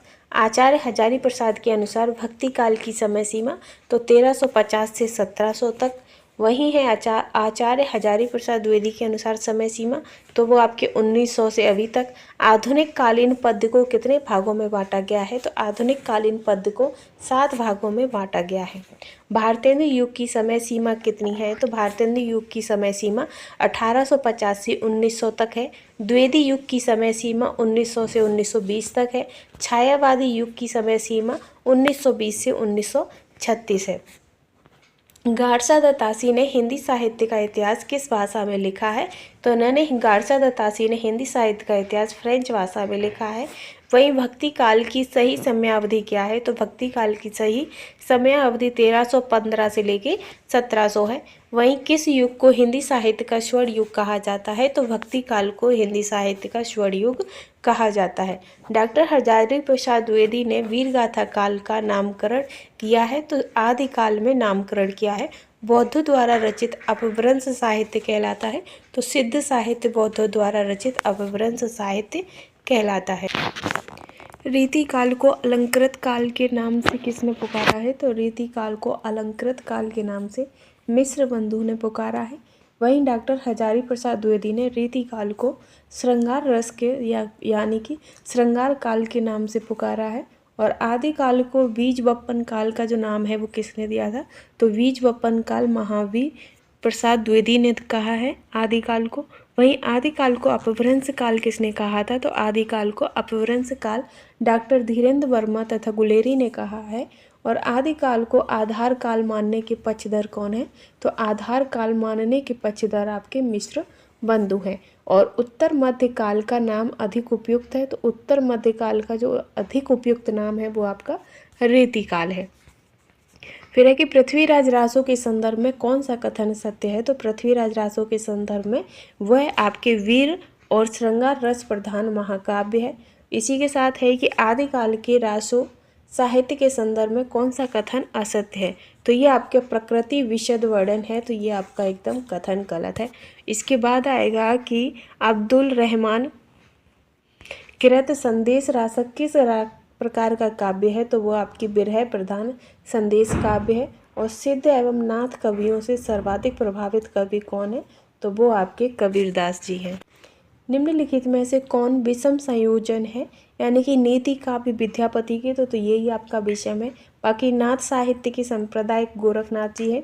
जगनिक के रासो काव्य हैं। और पहेलियाँ तथा मुकरियों के अमीर खुसरो हैं। सिद्ध कवियों की प्रतीकात्मक भाषा को क्या कहा गया है? तो सिद्ध कवियों की जो प्रतीकात्मक भाषा है उसे संध्या भाषा कहा गया है।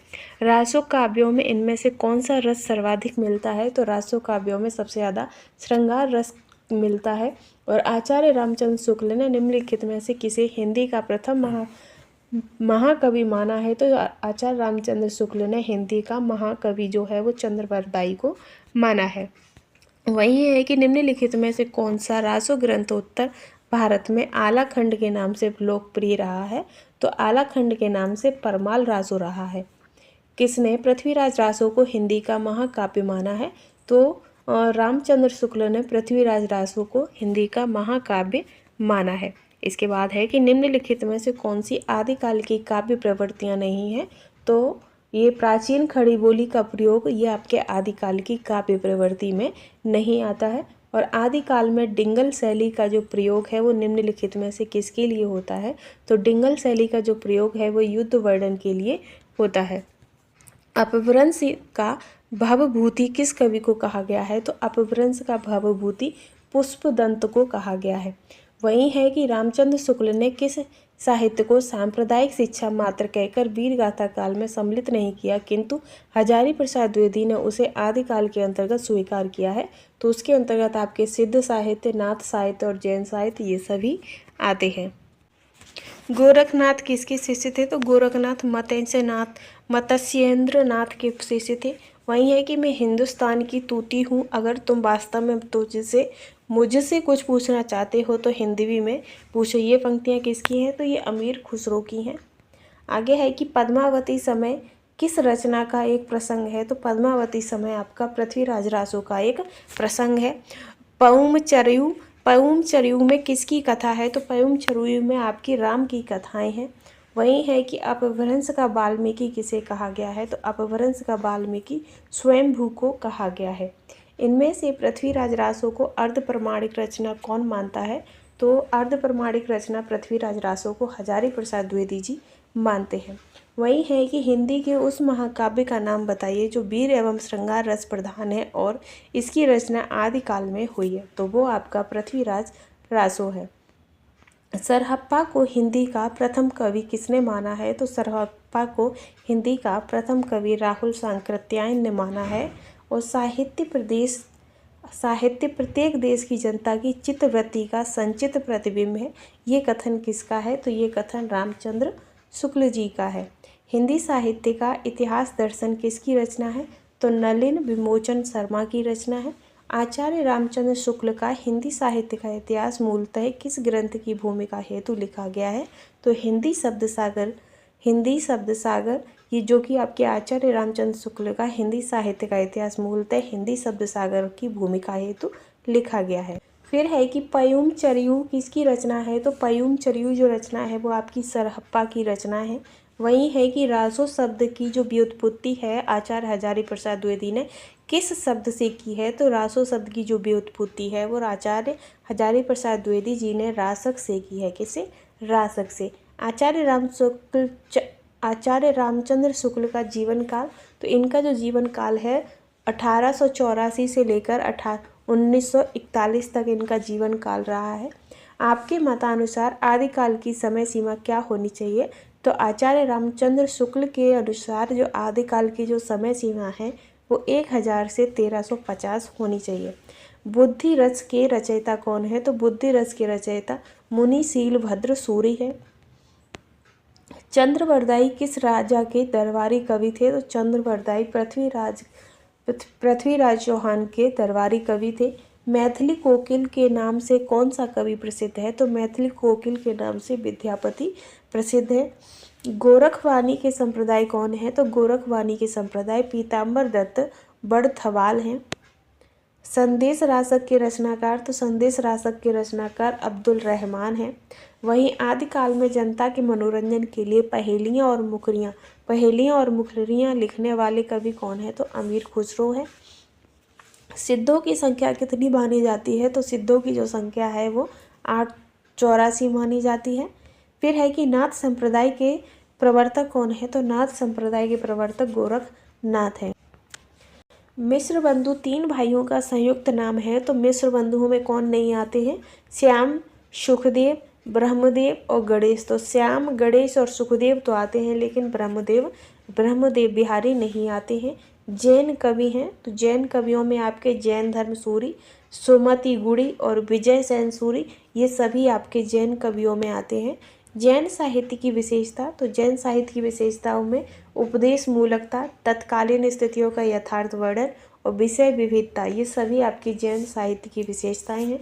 जैन साहित्य की प्रवृत्ति, तो कर्मकांड, रूढ़ियों तथा परंपराओं का विरोध करना, आत्मानुभूति पर विश्वास करना, रहस्यवादी विचारधारा का समावेशन करना, ये सभी जैन साहित्य की प्रवृत्तियाँ हैं। जैन साहित्य की प्रवृत्ति है तो इसमें काव्य रूपों में विविधता, शांत या निर्वेद रस का प्रधानता और साथ ही प्रेम के विभिन्न रूपों का चित्रण, ये सभी जैन साहित्य की प्रवृत्तियां हैं। जैन साहित्य की प्रवृत्ति गीत तत्व की प्रधानता, अलंकार योजना, छंद विधान तथा लोक भाषा की प्रतिष्ठा, ये सभी भी जैन साहित्य की प्रवृत्तियों में आते हैं। आचार्य देवसेन की रचना तो वो है आपकी श्रावणाचार। कौन सी है? श्रावणाचार। ये आपकी आचार्य देवसेन की रचना है। वही है कि शीलभद्र सूरी की रचना, तो शीलभद्र सूरी की रचना है भारतेश्वर बाहुबली रास। अगुन कवि की रचना, तो अगुन कवि की रचना है चंदनवाला रास। और जिन धर्म सूरी की रचनाओं में आपका आता है स्थूलीभद्र रास। विजय सेन सूरी की रचना, तो विजय सेन सूरी की जो रचना है वो आपकी रेवंतगिरी रास है। वही है कि भक्ति आंदोलन के उदय का कारण क्या था? तो भक्ति आंदोलन उदय का जो कारण था वो मंदिर व मूर्तियों का विनाश होना, ब्राह्मणवाद का जटिल होना और जाति प्रथा में भेदभाव होना, ये सभी भक्ति आंदोलन के उदय का कारण थे। वही है कि भक्ति आंदोलन की विशेषताएं क्या हैं? तो संतों की मूर्ति पूजा का खंडन करना, हिंदू मुस्लिम एकता पर बल देना, वहीं अंधविश्वास तथा बाह्य आडंबरों का विरोध करना, ये भक्ति आंदोलन की मुख्य विशेषताएं थी। भक्ति आंदोलन का परिणाम क्या हुआ था? तो पुरोहित एवं ब्राह्मणवाद को ठेस पहुंची थी, दलितों का उद्धार हुआ था, धार्मिक सहिष्णुता का प्रादुर्भाव हुआ था, ये सभी भक्ति आंदोलन के परिणाम हुआ था। फिर है कि भक्ति आंदोलन का क्या परिणाम हुआ? Very repeated. बड़े व्यवस्था का अंत, सिख संप्रदाय की स्थापना और कर्म कांडों का ह्रास, ये आपके भक्ति आंदोलन का परिणाम हुआ था।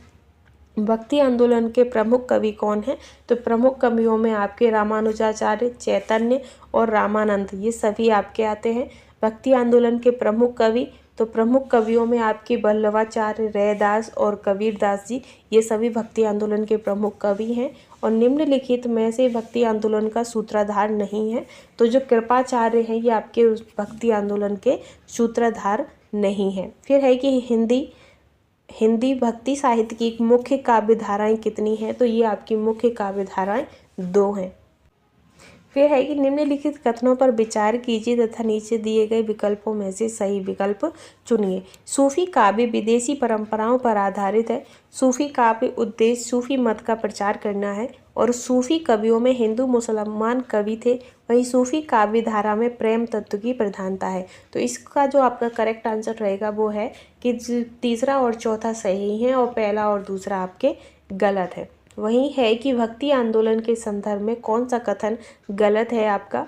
तो भक्ति आंदोलन, इनमें से आपके जो भक्ति आंदोलन मुसलमानों के आक्रमण से उपजी निराशा व हताशा का परिणाम नहीं था, वहीं धार्मिक व सामाजिक सुधार इसका मुख्य उद्देश्य था और भक्ति आंदोलन का जन्म दक्षिण भारत से हुआ था। तो ये सभी आपके भक्ति आंदोलन के संदर्भ में एकदम सही कथन है। फिर है कि भक्ति की निष्पत्ति श्रद्धा और प्रेम के योग से होती है, ये कथन किसका है? तो ये कथन आपका रामचंद्र शुक्ल जी का है।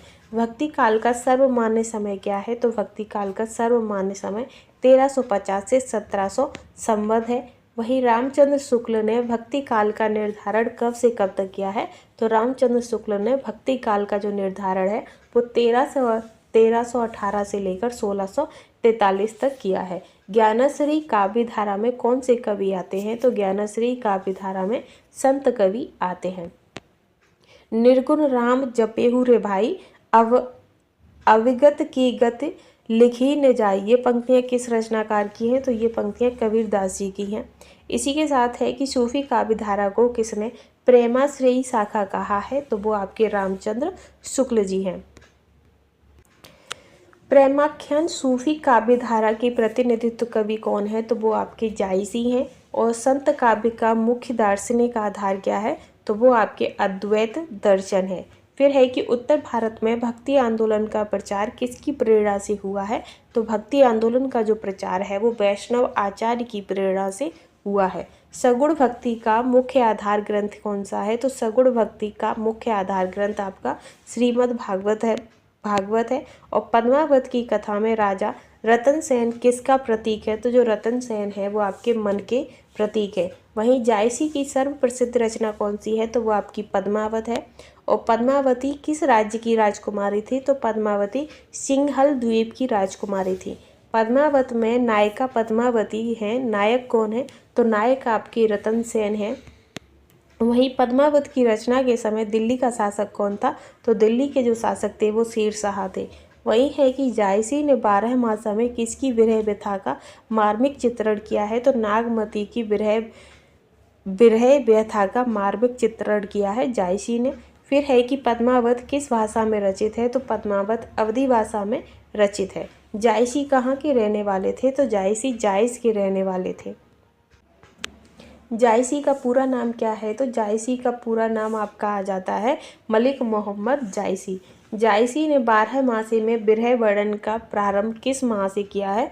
तो विरह वर्णन का जो प्रारंभ है वो आषाढ़ माह से किया है। जायसी द्वारा पद्मावत में पठित 12 मासा का अर्थ क्या है?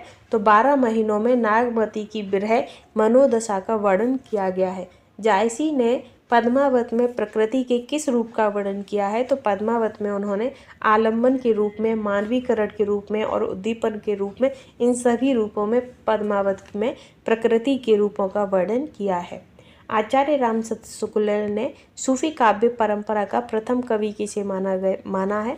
तो सूफी काव्य परंपरा के जो प्रथम कवि हैं वो कुतुबुन को माना है। इसी के साथ है कि लाज न आवत आपको दौरे आयु साथ, दिख दिख ऐसे प्रेम को कहा कहो मैं नाथ। ये जो पंक्तियां हैं ये किसकी हैं? तो ये पंक्तियां आपकी रत्नावली की हैं। निर्गुण भक्ति काव्य संत काव्य धारा के प्रमुख कवि कौन है? तो संत काव्य धारा के जो प्रमुख कवि हैं वो आपके कबीरदास जी हैं।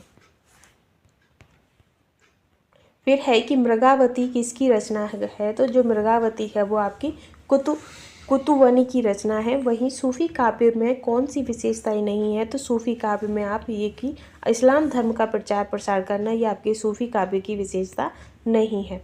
फिर आता है कि नानक देव की रचनाओं का संकलन किसने किया है? तो नानक देव की जो रचनाएं हैं उनका जो संकलन है वो गुरु अर्जुन देव ने किया है। वही है कि सुंदर विलास के रचनाकार कौन है? तो सुंदर विलास के रचनाकार सुंदर दास हैं। ठीक है। हरड़े वाणी किस संत कवि की रचनाओं का संकलन है? तो जो हरड़े वाणी है ये आपके दादू कवि की, जो दादू संत हैं उनकी रचनाओं का संकलन है। निम्नलिखित में से कौन सी रचना जायसी की नहीं है? तो जो मृगावती है ये रचना आपकी जायसी की नहीं है। रैदास किसके गुरु थे? तो रैदास आपके मीराबाई के गुरु थे। वहीं रैदास की पत्नी का नाम क्या था? तो रैदास की पत्नी का नाम लोना था। फिर है कि कबीर की साखी किस छंद में है? तो कबीर की साखी दोहा छंद में है। मसी कागज छियो नहीं, कलम गही नहीं हाथ, ये पंक्तियाँ किस कवि की हैं? तो ये पंक्तियाँ आपकी कबीरदास जी की हैं। संतो भाई आई ज्ञान की आंधी रे, तो ये जो पंक्तियाँ हैं ये किस कवि की हैं? तो ये पंक्तियाँ भी आपकी कबीरदास जी की हैं। कबीर किस मुगल शासक के समकालीन हैं? तो जो कबीर जी हैं वो सिकंदर लोदी के समकालीन हैं।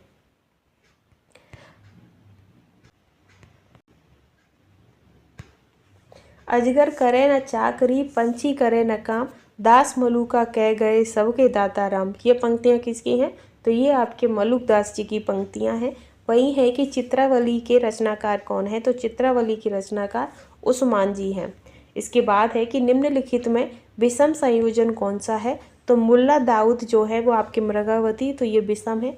आगे है कि कबीर का निधन कहाँ हुआ था? तो कबीरदास जी का जो निधन है वो मगहर में हुआ। कबीर की पत्नी का नाम क्या था? तो कबीरदास जी की पत्नी का नाम लोई था। वहीं किस संत कवि ने परिष्कृत ब्रज भाषा में रचनाएं लिखी हैं? तो परिष्कृत ब्रज भाषा में जो रचनाएं हैं वो सुंदर दास जी ने लिखी हैं। संत रब्ज कवि का वास्तविक नाम क्या है? तो संत रब्ज कवि का जो वास्तविक नाम है वो रब्ज अली खां है।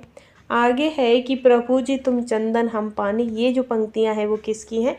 तो ये पंक्तियां आपके रैदास जी की हैं। गुरु नानक देव का जो जन्म है वो कहाँ हुआ था? तो लाहौर में हुआ था। ईस्वी 57 ईस्वी में कितने वर्ष जोड़ने पर संबंध बनता है? तो आपके 57 वर्ष जोड़ने पर ईस्वी में 57 वर्ष जोड़ने पर आपका सन या कि संबंध बन जाता है। वही है कि सगुण भक्ति आंदोलन का सूत्रपात कहाँ से हुआ है? तो सगुण भक्ति आंदोलन का जो सूत्रपात है वो दक्षिण भारत से हुआ है। निरंजनी संप्रदाय के प्रवर्तक हैं, तो निरंजनी संप्रदाय के प्रवर्तक हरिदास निरंजनी हैं। आगे है कि किस संत कवि का जन्म अकबर के समय में हुआ और निधन औरंगजेब के शासनकाल में हुआ था, तो वो आपके मलुकदास जी थे। गुरु नानक देव की रचनाएं किस ग्रंथ में संकलित हैं, तो वो आपके गुरु ग्रंथ साहिब में संकलित हैं। बिश्नोई संप्रदाय की स्थापना किस संत कवि ने की है, तो बिश्नोई संप्रदाय की जो स्थापना है वो जम्पू नाथ ने की है। वही है कि गुरु नानक देव का जन्म स्थान, तो वो आपका ननकाना साहब है। गुरु नानक देव किस पंथ के सब प्रवर्तक थे, तो वो आपके नानक पंथ के प्रवर्तक थे। संत कवि दादू द्वारा स्थापित दादू पंथ पहले किस नाम से प्रसिद्ध था, तो दादू पंथ आपका पहले परम ब्रह्म संप्रदाय से प्रसिद्ध था। निम्नलिखित में से कौन से कवि दादू के शिष्य हैं, तो आपके रब्ज और सुंदरदास ये दोनों ही आपके दादू के शिष्य हैं। तुलसी की ब्रज भाषा में लिखित रचनाएं कौन सी हैं, तो आपकी विनय पत्रिका और कवितावली ये दोनों ही ब्रज भाषा में लिखित रचनाएं हैं। रामचरितमानस में मुख्य रूप से किस छंद का प्रयोग हुआ है, तो रामचरितमानस में आपका दोहा और चौपाई छंदों का प्रयोग हुआ है। तुलसीदास की किस रचना में राम के प्रति दैन्य भावना चरमोत्कर्ष रूप में व्यक्त हुई है, तो वो आपकी विनय पत्रिका में हुई है।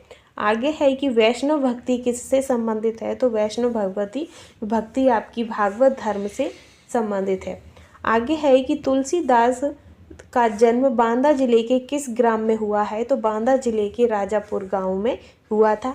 तुलसी ने अपने अभावग्रस्त बचपन का उल्लेख किस रचना में किया है, तो कवितावली में किया है। रामचरितमानस में कुल कितने कांड हैं, तो आपके 7 कांड हैं।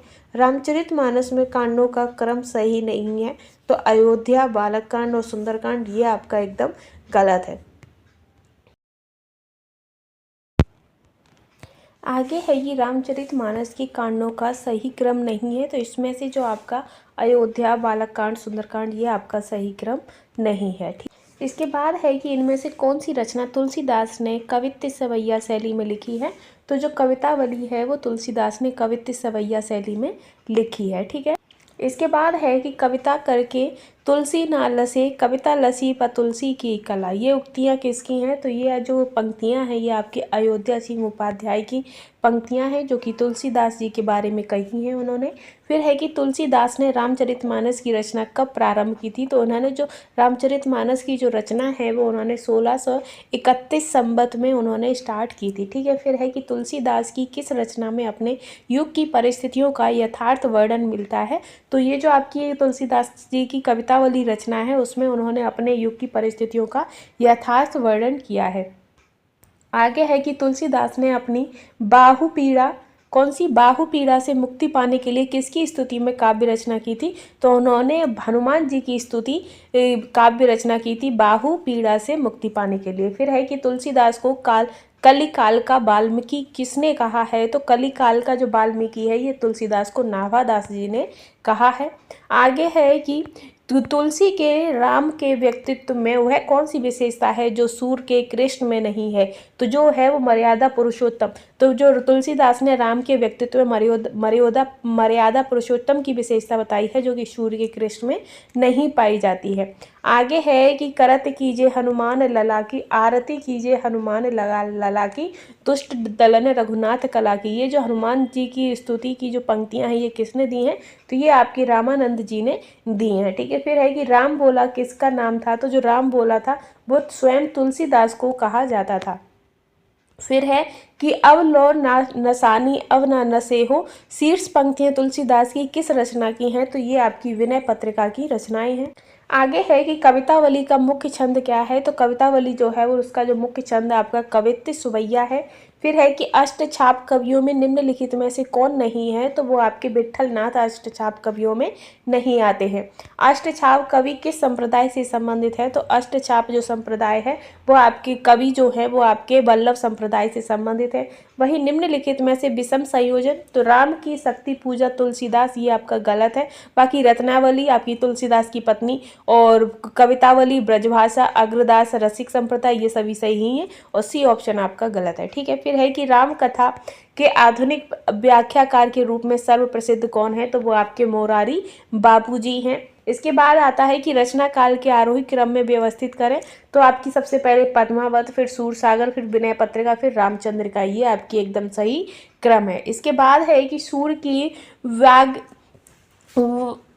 वाग्विदिता अथवा उक्ति वैचित्र्य का सर्वश्रेष्ठ उदाहरण किस प्रसंग में मिलता है, तो उनका उद्धव गोपी संवाद में ही सबसे अच्छा उदाहरण मिलता है। फिर है कि भ्रमर गीत में गोपियां किससे तर्क वितर्क करती हैं, तो भ्रमर गीत में जो गोपियां हैं वो उद्धव जी से तर्क वितर्क करती हैं। आगे है कि पुष्टि मार्गी भक्ति में पुष्टि का अर्थ क्या है, तो पुष्टि का अर्थ होता है भगवत कृपा।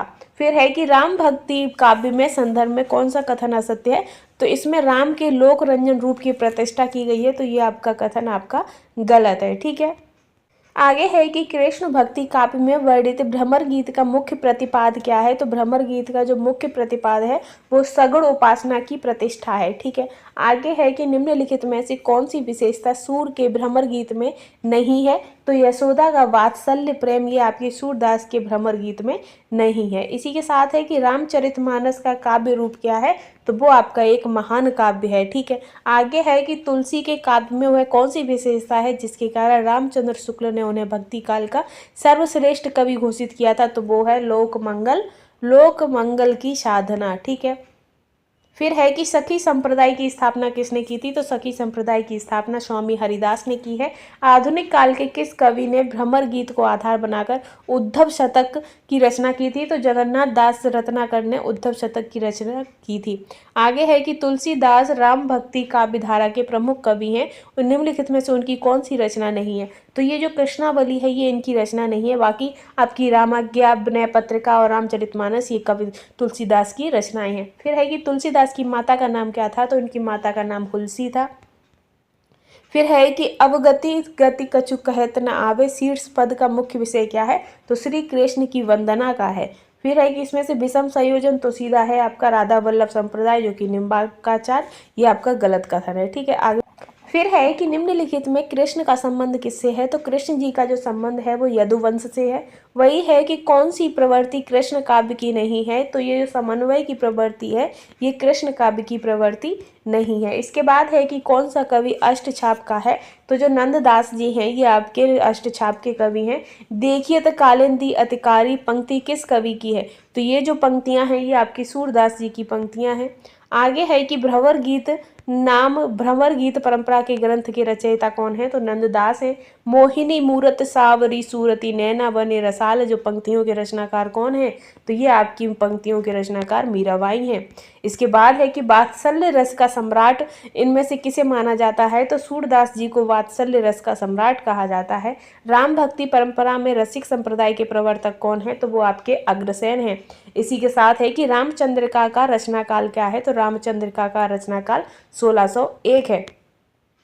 आगे है कि संस्कृत भाषा में कृष्ण विषयक काव्य गीत गोविंद किसने लिखा है, तो कृष्ण विषयक काव्य गीत गोविंद जो है ये आपका जयदेव जी ने लिखा है। वही है कि कृष्ण भक्ति काव्य की काव्य भाषा है, तो कृष्ण भक्ति काव्य की काव्य भाषा ब्रज है। ठीक है, आगे है कि ध्रुवदास नामक कवि किस संप्रदाय में दीक्षित थे, तो ये आपके राधा वल्लभ संप्रदाय में दीक्षित। आगे है कि प्रेम वाटिका इनमें से किस कृष्ण भक्त कवि की रचना है, तो वो आपके रसखान की रचना है। फिर है कि कृष्ण की लीला वर्णन में किस भक्ति भाव की प्रधानता है, तो वो आपके माधुर्य भाव की प्रधानता है। आगे है कि कृष्ण भक्ति काव्य में कथा का मूल स्रोत क्या है, तो कथा का मूल स्रोत श्रीमद् भागवत कथा है।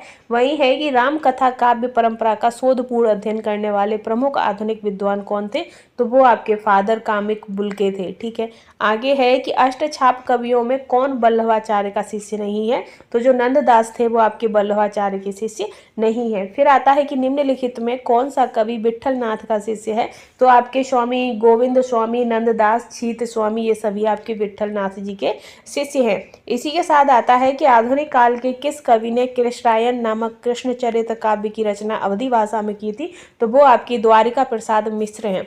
फिर है कि सूरदास की भक्ति में कौन सा तत्व है, तो सूरदास की भक्ति में माधुर्य भाव, सखा भाव और आत्मनिवेदन, ये सभी भाव उसमें तत्व आते हैं। फिर है कि सूरदास द्वारा चरित दृष्टकूट पदों का अर्थ क्या है, तो दृष्टकूट पदों का अर्थ है कि गोपन शैली के पद। फिर है कि निम्नलिखित में से कौन अकबर का दरबारी कवि था, तो रहीम जी जो थे वो अकबर के दरबारी कवि थे। इसके बाद है कि प्रेम वाटिका के रचनाकार कौन है, तो वो रस खान है। और सूर सागर में कुल कितने स्कंद हैं, तो आपके 12 स्कंद हैं। इसके आगे है कि सखी संप्रदाय के प्रवर्तक का नाम लिखिए, तो वो आपकी स्वामी हरिदास हैं। और कौली कैली माल ग्रंथ के रचयिता कौन है, तो आपके स्वामी हरिदास हैं। इसी के आगे बढ़ेंगे तो अलवार का नाम है, तो अलवार का जो नाम है वो आपके तिरुमाल से मधुकर कवि और नम्मालवार, ये सभी आपके अलवार के नाम है। अलवार का नाम तो इसमें आपके पेरियलवार, कुलशेखरावार, भाडाल, ये सभी आपके अलवार के नाम है। और भी अलवार के नाम है जिसमें आपका तोरंड डिप्पो डियालवार और तिरुपानालवार और तिरुमंगेयालवार, ये सभी भी आपके अलवार के नामों में ही आते हैं। फिर है इनके और गुण, तो इनके गुणों में हजारों पद रचे गए हैं जिसमें आपके नारायण, कृष्ण, राम, ये सभी इसमें आते हैं। ठीक है, आगे है कि रीति काल में कौन सी परिस्थिति नहीं है, तो रीति काल में भक्ति भावना का व्यापक प्रचार प्रसार ये आपकी नहीं है। आगे है कि रीति काल को किन वर्गों में विभाजित किया गया है, तो रीति काल को रीति सिद्ध, रीति मुक्त, रीतिबद्ध वर्गों में विभाजित किया गया है। भाषा के लक्षक एवं व्यंजक बल की सीमा कहाँ तक है, इसकी पूरी परख इन्हीं को थी। तो ये किसने ये कहा है, तो ये जो है घनानंद ने आचार्य शुल्क के बारे में टिप्पणी की थी। आगे है कि घनानंद के काव्य में किस रस की प्रधानता है, तो इनके काव्य में वियोग रस की प्रधानता है। फिर है कि इन कवियों को आरोही क्रम में लिखना है, तो आरोही क्रम में आपके बिहारी, बिहारी के बाद मतीराम, मतीराम के बाद भूषण, भूषण के बाद देव आते हैं। फिर है कि जहांगीर जस चंद्रिका के रचनाकार कौन है, तो जहांगीर जस चंद्रिका के रचनाकार केशव जी हैं। इसी के साथ है कि प्रेम मार्ग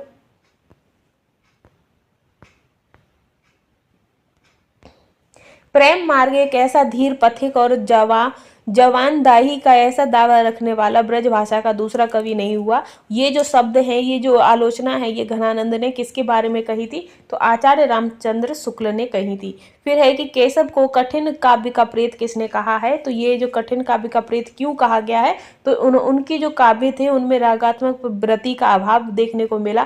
साथ ही पांडित्य और चमत्कार प्रदर्शन की प्रवृत्ति प्रधान थी। साथ ही उनकी कल्पनाएं अत्यंत क्लिष्ट और दुरूह थी। ठीक है, आगे रहेगा आपका कि केशव दास को भाषा का मिल्टन कहना चाहिए, ये कथन किसका है, तो ये कथन आपका मिश्र बंधु का है। और छंदमाला किसके द्वारा रचित लक्षण ग्रंथ है, तो ये आपका केशव के द्वारा रचित लक्षण ग्रंथ है। इसके बाद आएगा कि नैनन नचाए कही मुस्काए लाला फिर आयो खेलन हो रही, ये पंक्तियां किसने कही हैं, तो ये पंक्तियां आपकी पद्माकर की हैं। फिर है कि कौन सा काव्य ग्रंथ सेनापति का है, तो कवित्र रत्नाकर जो काव्य है ये आपका सेनापति का है। इसके बाद आता है कि केशव दास को रामचंद्रिका में सर्वाधिक सफलता मिली थी, तो संवाद योजना में सबसे ज्यादा उन्हें सफलता मिली थी। फिर है कि रस राज और ललित ललाम नामक लक्षण ग्रंथ किस कवि ने लिखे हैं, तो ये आपके मतीराम ने ही लिखे। इसके साथ है कि केशव दास की किस रचना को छंदों का अजायब घर कहा गया है, तो इनकी केशव दास की जो रामचंद्रिका थी उन्हें उस रचना को छंदों का अजायब घर कहा गया है। ठीक है, फिर आता है कि भूषण कवि का वास्तविक नाम नहीं बल्कि उपाधि है, तो यह उपाधि उन्हें किसने दी थी भूषण की, तो भूषण की जो उपाधि है वो उन्हें महाराजा रुद्रदेव जी ने दी थी। आगे है कि राव रे रूप की रीति अनूप नयो नयो लागत ज्यो ज्यो निहारिये, यह पंक्ति किस कवि की है, तो ये पंक्तियां आपकी घनानंद की हैं। आगे है कि निम्नलिखित में से कौन सी रचना केशव दास जी की नहीं है, तो रामचंद्र का विज्ञान गीता और कवि प्रिया, ये तीनों ही रचनाएं आपकी केशव दास जी की हैं, इसलिए इसका आंसर हो जाएगा ऑप्शन डी। इसके बाद आता है कि यह प्रेम को पंथ कराल महातरवारी की धार पे धावनी है, ये पंक्तियां किसकी हैं, तो ये पंक्तियां आपकी बोधा की हैं। फिर है कि त्यों गिलेच्छ वंश पर शेर शिवराज है, यह पंक्तियां किस कवि की हैं, तो ये पंक्तियां आपकी भूषण की हैं। फिर है कि रीति काल में गिरधर कवि राय प्रमुखतः किसके लिए लोकप्रिय है, तो ये आपकी नीति परक काव्य रचना के लिए लोकप्रिय है। फिर अति सूदो स्नेह को मार्ग है, ये जो काव्योक्ति रीति काल की किस कवि की है, तो ये आपकी घनानंद की है। ठीक है, नहीं पराग नहीं मधुर मधुर माधुर मधु नहीं विकास यही काल अली कली ही सो बांधियो आगे कौन हवाल। तो ये पंक्तियां किस कवि ने किस राजा को सचेत करने के लिए कही थी? तो ये पंक्तियां बिहारी जी ने राजा जयसिंह के लिए कही थी। आगे है कि इनमें से कौन सा ग्रंथ रीति ग्रंथ नहीं है? तो जो बिहारी सतसई है ये आपका रीति ग्रंथ नहीं है। ठीक है, फिर है कि निम्नलिखित में भूषण की कौन सी रचना नहीं है? तो बुंदेला प्रशस्ति ये आपकी भूषण की रचना नहीं है। ठीक है, आगे आता है कि रीति काल के संदर्भ में कौन सा कथन असत्य है? तो रीति काल के संदर्भ में कि जो रीति काल है वो आपका प्रबंधन और मुक्त काव्य की रचनाएं है, ये आपका एकदम कथन गलत है। ठीक है, आगे है कि अखियां मधु की मक्खियां भई मेरी, अखियां मधु की मक्खियां भई मेरी, ये पंक्तियां रीति काल के किस कवि की हैं? तो ये आपके देव की हैं। ठीक है, फिर है कि लक्षण ग्रंथ से तात्पर्य क्या है? तो लक्षण ग्रंथ से तात्पर्य है काव्यांग रूपक ग्रंथ। क्या? काव्यांग निरूपक ग्रंथ। ठीक है, फिर है कि रामचंद्रिका के विभिन्न सर्गों को केशव दास ने क्या नाम दिया है? तो उन्होंने प्रकाश का नाम दिया है। बिहारी किस राज्य के दरबारी कवि थे? तो वो जयपुर के नरेश जयसिंह के दरबारी कवि थे। तीन वेर खाती तीसो तीन वेर खाती है, ये पंक्तियां किस कवि की है? तो ये पंक्तियां भूषण की हैं। रतन रनित भृंग घंटावली झरत दान मधुनीर, ये जो इसमें कौन सा अलंकार है? तो इसमें आपका रूपक अलंकार है। ठीक है, आगे है कि बीरबल किस रीतिकालीन कवि के अभिन्न मित्र थे?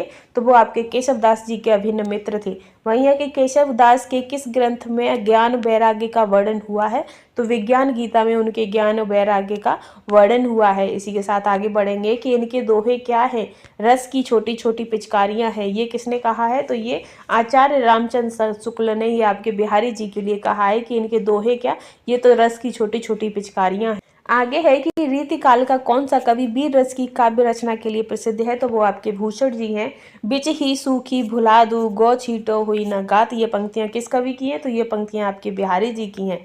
आगे है कि अमीय हलाहल मद भरे श्याम श्वेत रतनार, ये पंक्तियां किसकी हैं? तो ये पंक्तियां रसलीन की हैं। निम्नलिखित में से कौन सा कवि रीति सिद्ध कवि है? तो बिहारी जी आपके रीति सिद्ध कवि हैं। आचार्य चिंतामणि की रस विलास रचना का मुख्य विषय क्या था? तो रस की शास्त्रीय विवेचना करना। ठीक है, आगे है कि भूषण ने अपने काव्य में किस राजा के शौर्य और पराक्रम का अतिशयोक्ति वर्णन किया है? तो भूषण जी ने छत्रपति शिवाजी और राजा छत्रसाल दोनों ही राजाओं के शौर्य और पराक्रम का अतिशयोक्तिपूर्ण वर्णन किया है। फिर है कि निम्नलिखित में से कौन सी विशेषता रीति मुक्त काव्य की नहीं है? तो काव्य शास्त्रीय विवेचन करना, ये आपके रीति मुक्त काव्य की विशेषता नहीं है। बिहारी किस राजा के आश्रित कवि थे? तो बिहारी जी जो थे वो आपके राजा जयसिंह के आश्रित कवि थे।